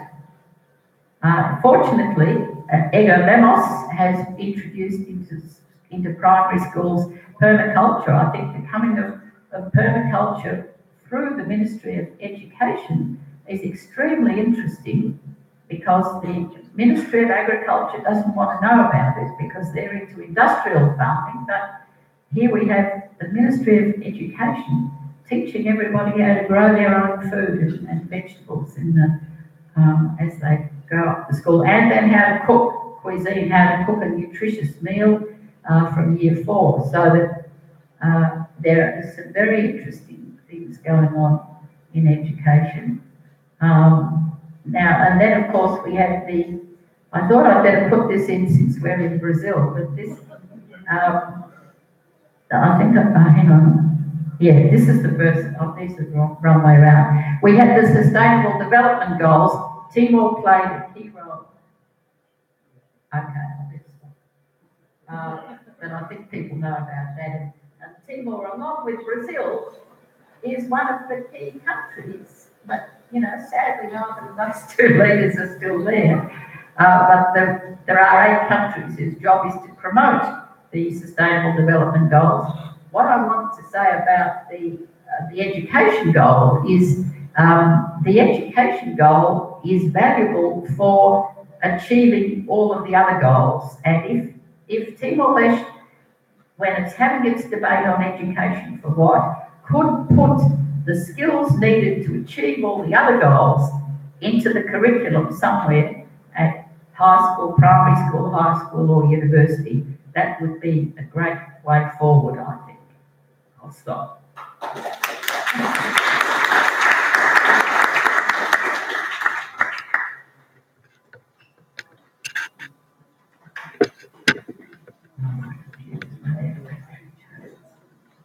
Alô? Bom, são tantas questões que foram apresentadas aqui nas duas falas, né? Com uma quantidade enorme de possibilidades de discussão de larguíssimo prazo.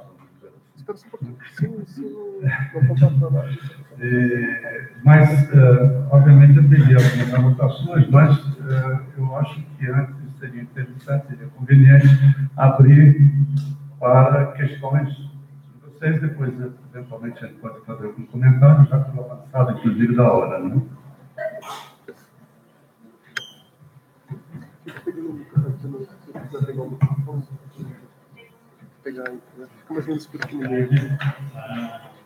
Eu fui da primeira recuperação, da primeira turma de 2005, né? E depois a coisa evoluiu bastante.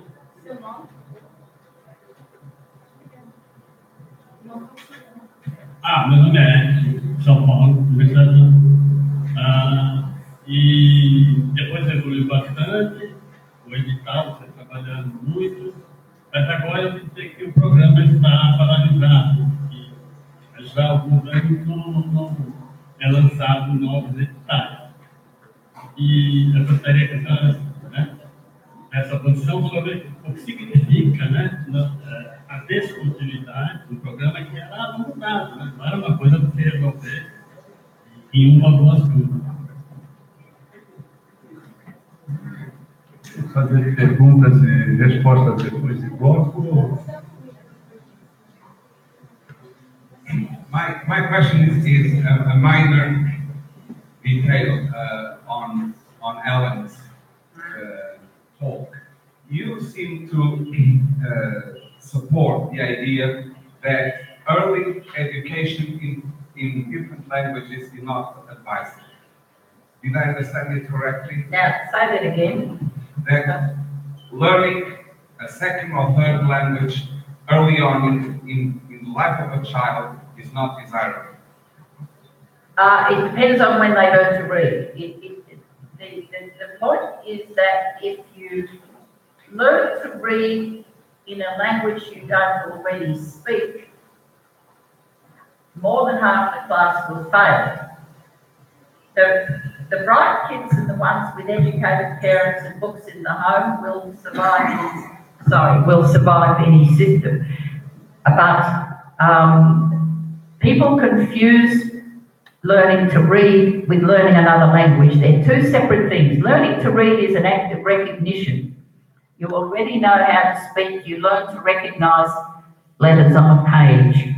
If you try to learn to read in a language you don't already speak, it's made doubly difficult, and about half the class won't be able to achieve it. Okay, thank you. That's clear because now in Europe, with European Union and generalization of couples from different nationalities living in a third country, it's increasingly common to have children speaking, learning to speak, not to write, to read or write, but learning to speak 2 or 3 languages at very early ages. But I get your point that it's different. There's a difference between speaking and reading and writing.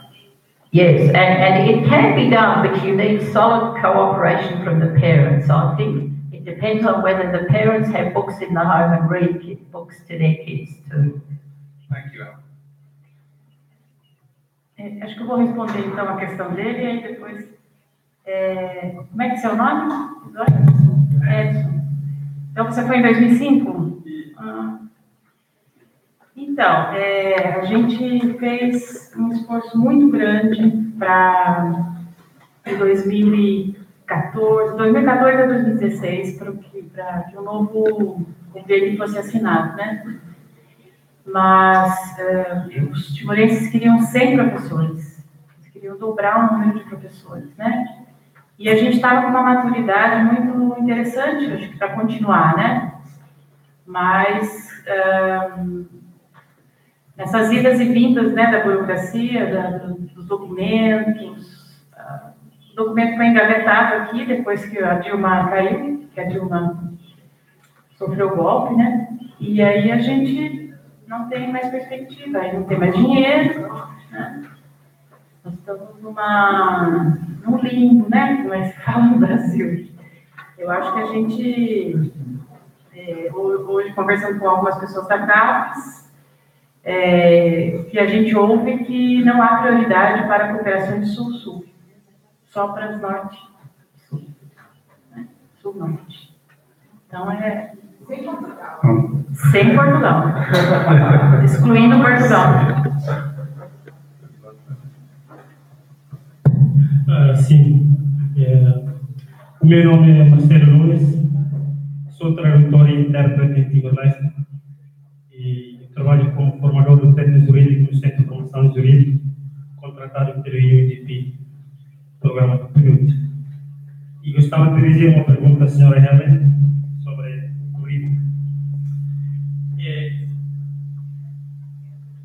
Em primeiro lugar, gostava de deixar-vos saber que eu fiz uma pesquisa também e sobre a política, a implementação, o programa piloto da implementação das línguas maternas no ensino básico.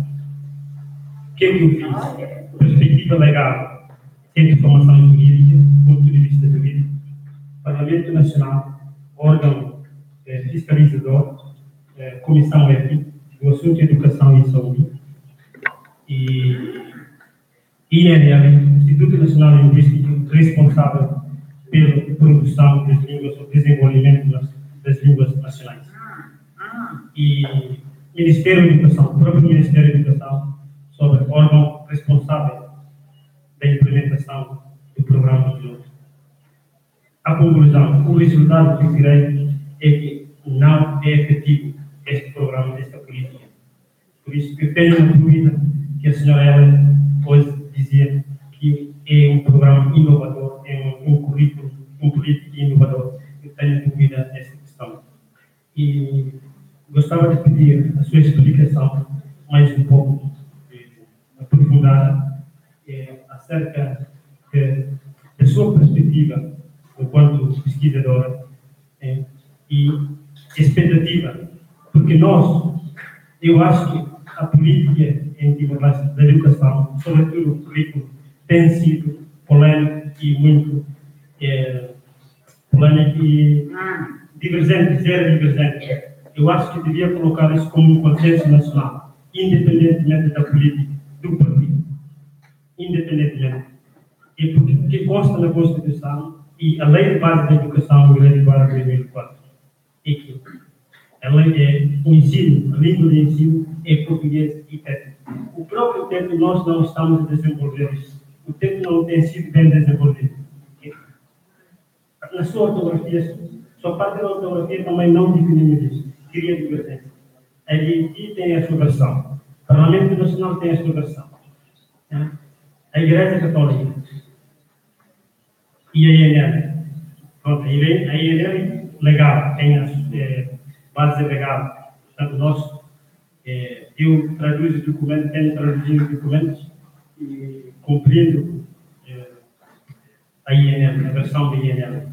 E, portanto, gostava de pedir a sua perspectiva e expectativa para o currículo e a educação, perspectiva geral. Obrigado.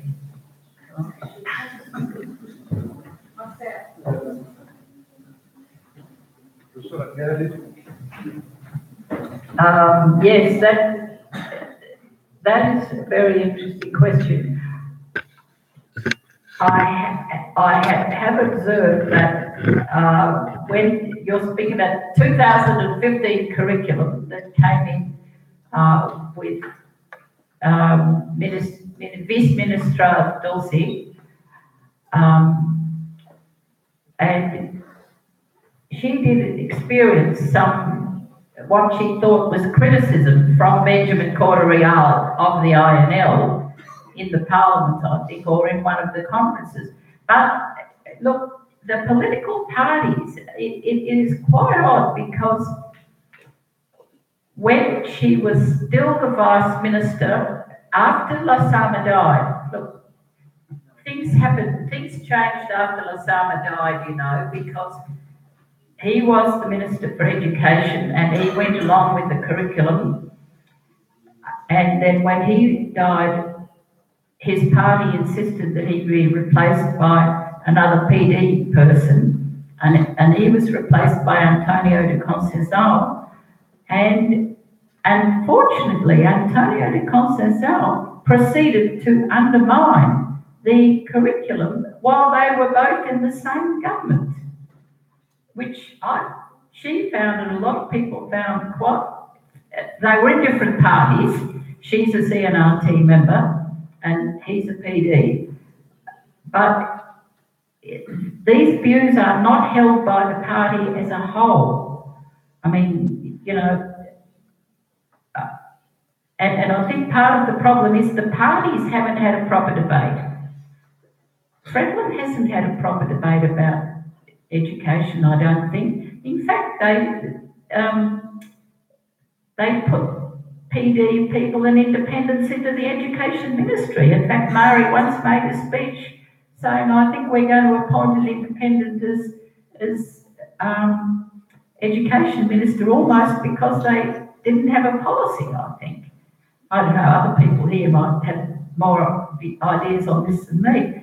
And it worries me that many people confuse Dulcie's policy with Kirsty Sword-Gushmau's pilot project in mother tongue. And you see, they refer to her curriculum sometimes as a mother tongue curriculum. Now, you know, Tetum is a mother tongue for a lot of people, but the word mother tongue in Timor is used in a confusing way. So there's not even a proper agreement on what the terms of the debate are. I don't know if anyone else has more views on it.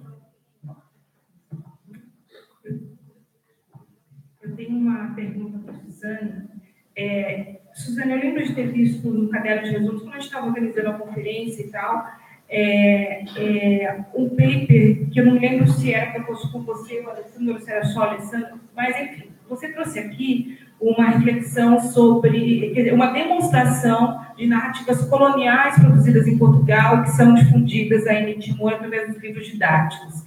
E eu gostaria de saber se vocês fizeram algum estudo, enfim, os vários professores que foram para Timor e tal, né, sobre a presença e reprodução dessas narrativas que, grosso modo, eu estou chamando aqui de narrativas coloniais, mas talvez seja melhor dizer assim, de narrativas descontextualizadas, né, sobre Timor presente nos livros didáticos. E se tem alguma perspectiva comparativa, né? Enfim, o material didático em Timor foi produzido por diferentes cooperantes, por diferentes países e tal. Foi feito algum estudo já comparando narrativas produzidas no Brasil sobre Timor e o que caracterizaria essas narrativas produzidas em Portugal, nos livros didáticos, nesse campo bastante restrito, né, e que circulam em Timor e por aí vai. Vocês têm alguma coisa disponível sobre isso? Eu acho que a gente tem, né, um material analisado tanto das sebentas que os brasileiros fizeram, né, tem muitas sebentas, na verdade, e tem sebentas com exemplo de Copacabana, por exemplo, né, da praia de Copacabana. Então, tem esses estudos, mas não são comparativos. A gente faz análise de discurso para tentar entender até onde vão esses efeitos de colonialidade, né? Eu acho que na nossa área de ensino de ciências, está sendo muito legal para explicar o que é isso, né? As pessoas não conhecem Timor, mas elas se identificam muito quando elas leem os trabalhos que nós estamos produzindo, né? Uma coisa mais sistemática, acho que o Alessandro está fazendo com o doutorado dele, né? Que é analisar, então, a implementação do ensino secundário. E a gente não queria só ficar na crítica, a gente queria propor algumas coisas. Então, o trabalho dele nesse semestre passado, que ele foi para Timor, no doutorado sanduíche, para tentar trabalhar com os professores alguma questão da pedagogia decolonial, né? De trabalhar com saberes ancestrais, os professores trazerem exemplos, mesmo que seja para ensinar ciências, né? Trazer lá o passado para mostrar a destinação, mas avançar até disso, né? Porque os livros, eles foram feitos por estrangeiros, né? E que não tinham conhecimento da realidade local, e os professores, muitas vezes, não conseguem se identificar com aquele conhecimento que está lá, né? Mas os próprios brasileiros colocaram geladeira, né? E aí tem várias, né? O trabalho da Patrícia mesmo, né? Os professores não sabiam o que era celular, o que era geladeira, né? Os professores estavam escrevendo. Os brasileiros também, né? Mas eu acho que é isso. Eu acho que a gente não quer ficar só na denúncia, né? Na crítica. Porque a crítica é pegar esses livros e trabalhar de uma forma que seja construtiva, né? Continuando, gente, neste veio, eu queria saber se já houve... Qual é o seu nome, por favor? Leona Flávia.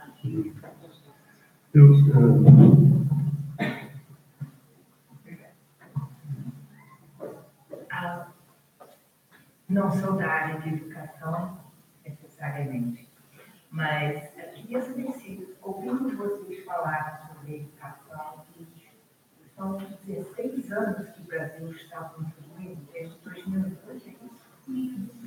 2005. Então, não 16, não 11 anos, estamos dizendo que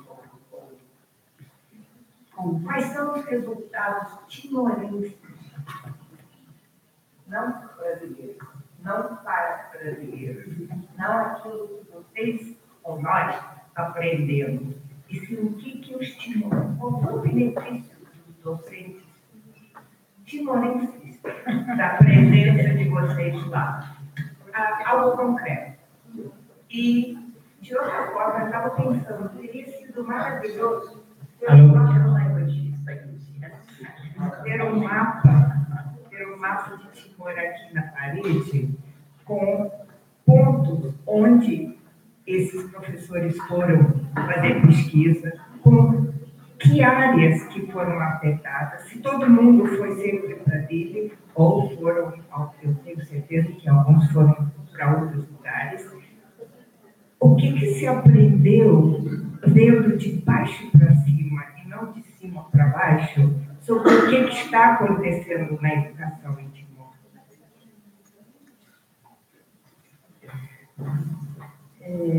Eu acho que tem alguns estudos, inclusive belgas, estudos, relatórios, né, estrangeiros, analisando a educação timorense, né, que inclusive apontam que tem erros nos livros didáticos do Brasil, né. Isso é uma coisa que já estava dado há já uns 5 anos atrás, mais ou menos, né? Porque a cooperação brasileira, uma das atividades que foi delegada foi escrever as sementas, né? Os livros didáticos, né? E as pessoas foram para lá e com muita boa intenção, inclusive, né? Mas os livros têm vários problemas, né? Inclusive com exemplos do Brasil.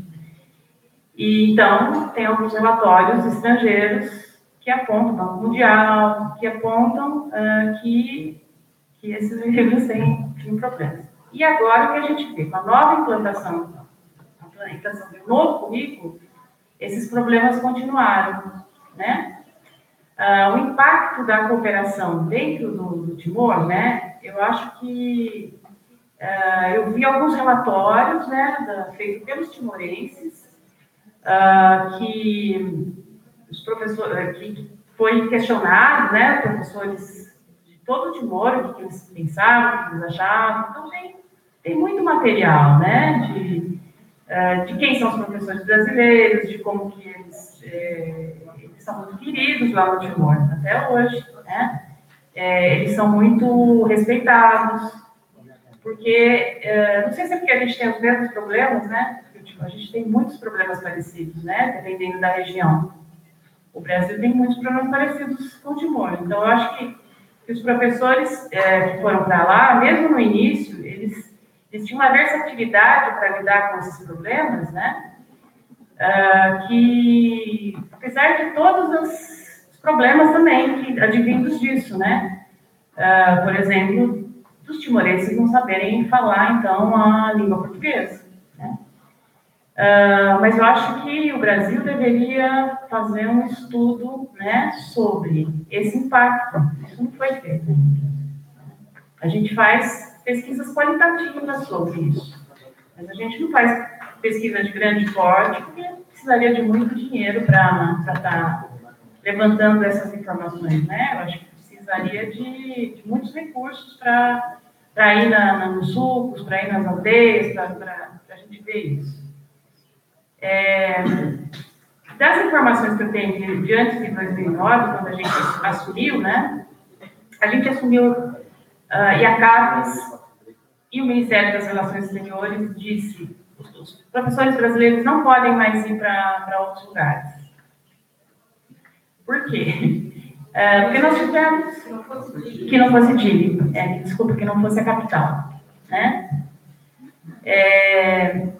Por quê? Porque a gente não... Eles viviam com as bolsas, eles não tinham uma infraestrutura, nem de residência, nem de um suporte médico. Não, eles tinham que se virar com o que eles tinham, né?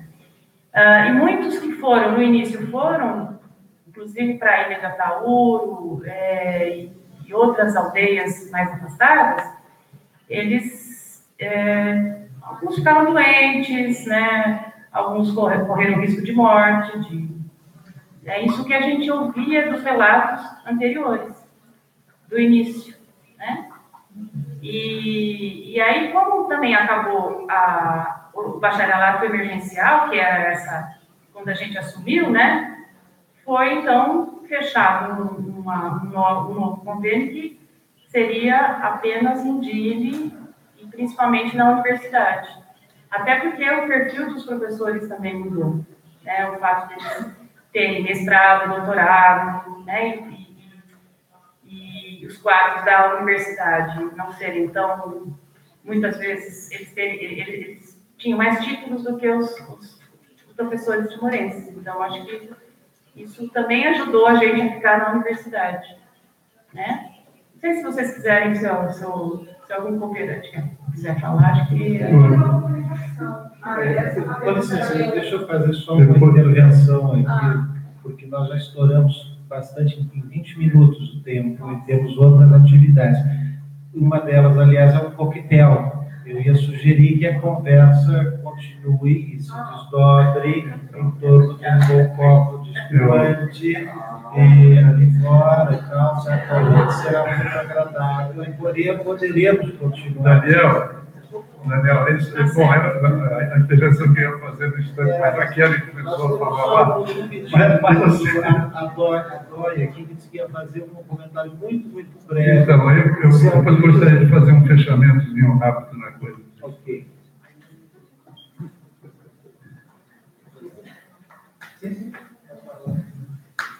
Boa noite a todos. Meu nome é Vitor Varela, estudante de Relações Internacionais na Paraíba. Eu quero direcionar a minha pergunta para a senhora Ellen. A senhora falou que a tentativa de língua inglesa para ser língua oficial não deu certo, mas como nós sabemos que a língua inglesa é extremamente importante, ainda mais Timor está se esforçando muito para conseguir aderir na ASEAN, então, consequentemente, o inglês vai ser muito demandado. Então, teria outra possibilidade de retomar a língua inglesa por parte da Austrália como ponto linguístico para ajudar os timorenses a conseguir concretizar esse sonho. Obrigado.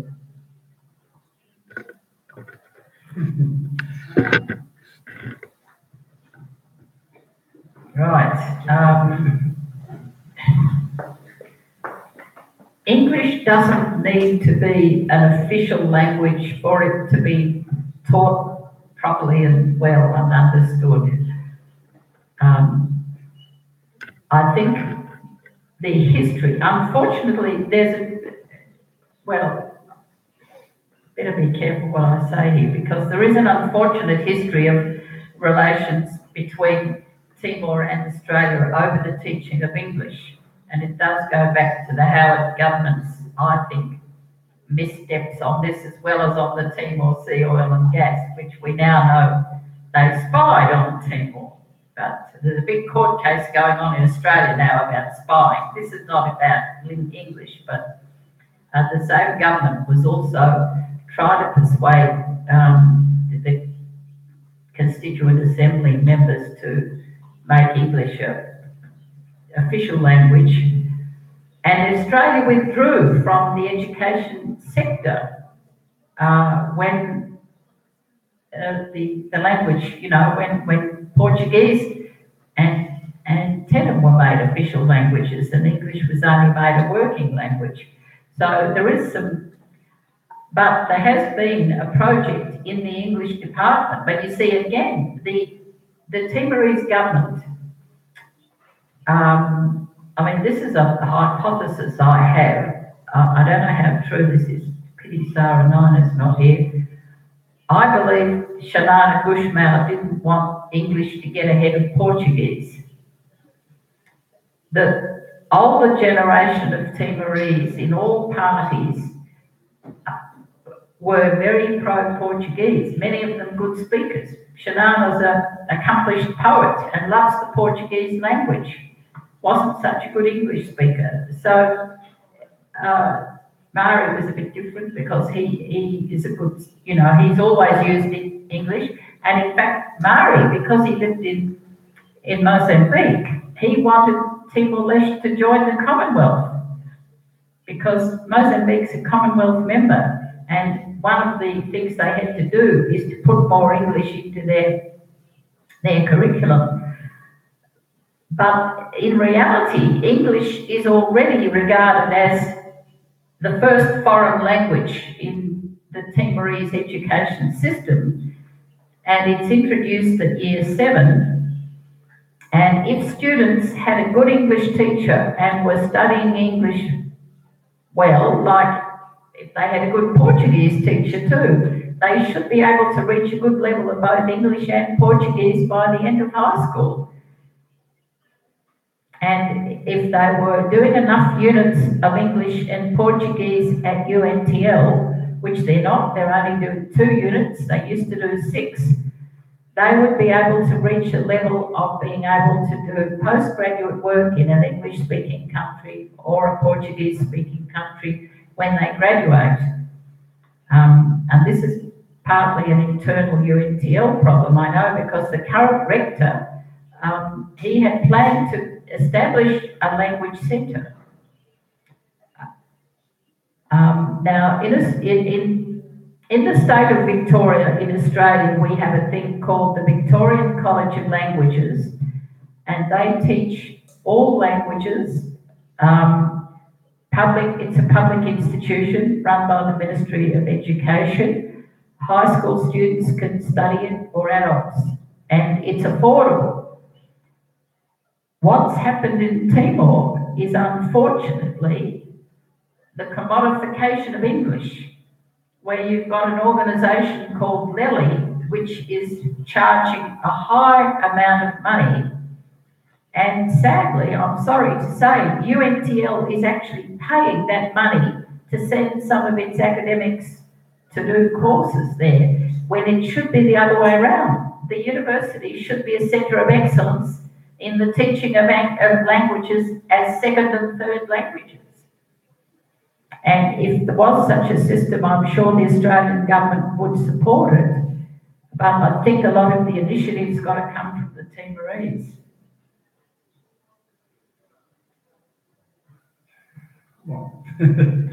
Bom, rapidamente. Olha, as intervenções todas que foram feitas aqui, inclusive antes, né, num GT, lá no GT de Educação, né, a professora Silvia, trabalhando com as questões internacionais, a gente tem tido alguma relação lá, e o professor Rui também, que fez uns comentários relacionados com os processos educacionais, como bater, né, coisa desse tipo, mostra um pouco para a gente o tamanho do problema que se tem relacionado com as questões educacionais, não só no Timor, mas o Timor tem particularidades, né, relacionadas aí com isso. Agora a gente tem.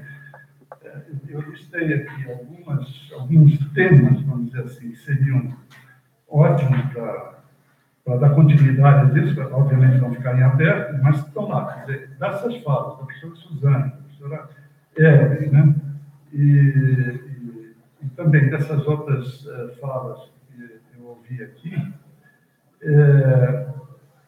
nós temos lá temas como emancipação, quer dizer, são conceitos, né? Emancipação, autonomia, democracia, colonialidade, né? Saber, poder, ser, viver, né? Os efeitos dessas colonialidades. Colonialidade interna, quer dizer, a gente não discute, muitas vezes quando a gente fala em colonialidade, fala de colonialidade de um país sobre outro, né? Mas nunca das internas, né? E o Timor é absolutamente diverso, internamente também, né? Como o Brasil é diverso, né? As questões da política linguística, aqui estava falando sobre a questão de política linguística, no Timor tem, a gente conhece, um departamento lá na UNTL de política linguística, que está na mão do professor Benjamin, cor de real, e eles têm trabalhado agora a questão da sistematização do termo com a língua. Essa é uma questão que já tem algum tempo, mas é relativamente nova, vamos dizer assim, em termos de tentativa de consolidação do termo como escrita e tudo mais, né? Codificado e tal. Mas nós temos também no Timor uma questão que está relacionada com a presença portuguesa, com a presença brasileira, com a presença australiana, com a presença indonésia, e agora de uma maneira mais intensa com a presença chinesa, né? Quer dizer, essa diversidade toda no Timor promove aqui uma questão seríssima para trabalhar, a questão educacional, né, no Timor. Quer dizer, o que se pensa como educação no Timor? Educação para quê? A professora Ellen fez uma provocação já no título, que era muito interessante, né? Quer dizer, educação para quê? Né? Quer dizer, afinal de contas, nós estamos imaginando a educação que promove igualdade. Que tipo de igualdade? Né? Ou promove desigualdade? A gente não trabalha também com as relações de poder interno, quer dizer, o que é que um governo deseja como processo educacional, pensando em desenvolvimento, e o que é desenvolvimento para as populações locais. Agora, recentemente, no Timor, trabalhando lá em Hermela, com as escolas Furilai Lulu, lá de Hermela, que são escolas que estão se tornando independentes, porque elas estão desenvolvendo atividades que têm a ver com o processo emancipatório deles, que eles estão identificando como emancipatório. Né? E foi muito rica essa experiência. Aliás, aqui não está agora, o Samuel está fazendo a tese dele relacionada com essas questões relacionadas com esse tipo de agricultura, né? Ou com aquilo que se chamou lá de pedagogia moderna, né? Que tem a ver com essas questões todas. Na frente disso, estaria lá o professor Antero Benedito, que infelizmente não está aqui, mas estaria trabalhando lá com essas questões, pensando já em outras possibilidades dentro do Timor. E pensando em desenvolvimento sustentável, como a professora Ellen também, quer dizer, o desenvolvimento sustentável em que sentidos? Né? Então, há muitas questões. E há muitas questões que não se consegue responder de maneira tão rápida. Né? Existem muitos aprofundamentos e eu acho que está aqui um campo aberto para frente, né? Não temos mais tempo para ficar discutindo aqui, mas há muitas questões pela frente. Né? É isso. Tenho aqui uma lista, não vou falar mais, porque aqui ele já está querendo me trucidar. Né?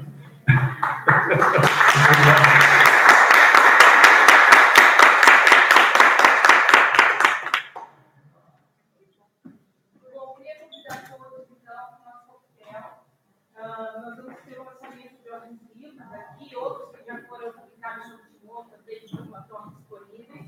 Queria convidar todos também para visitar as ilustrações fotográficas que estão aqui no edifício. Né? Ou logo nesse lugar a gente tem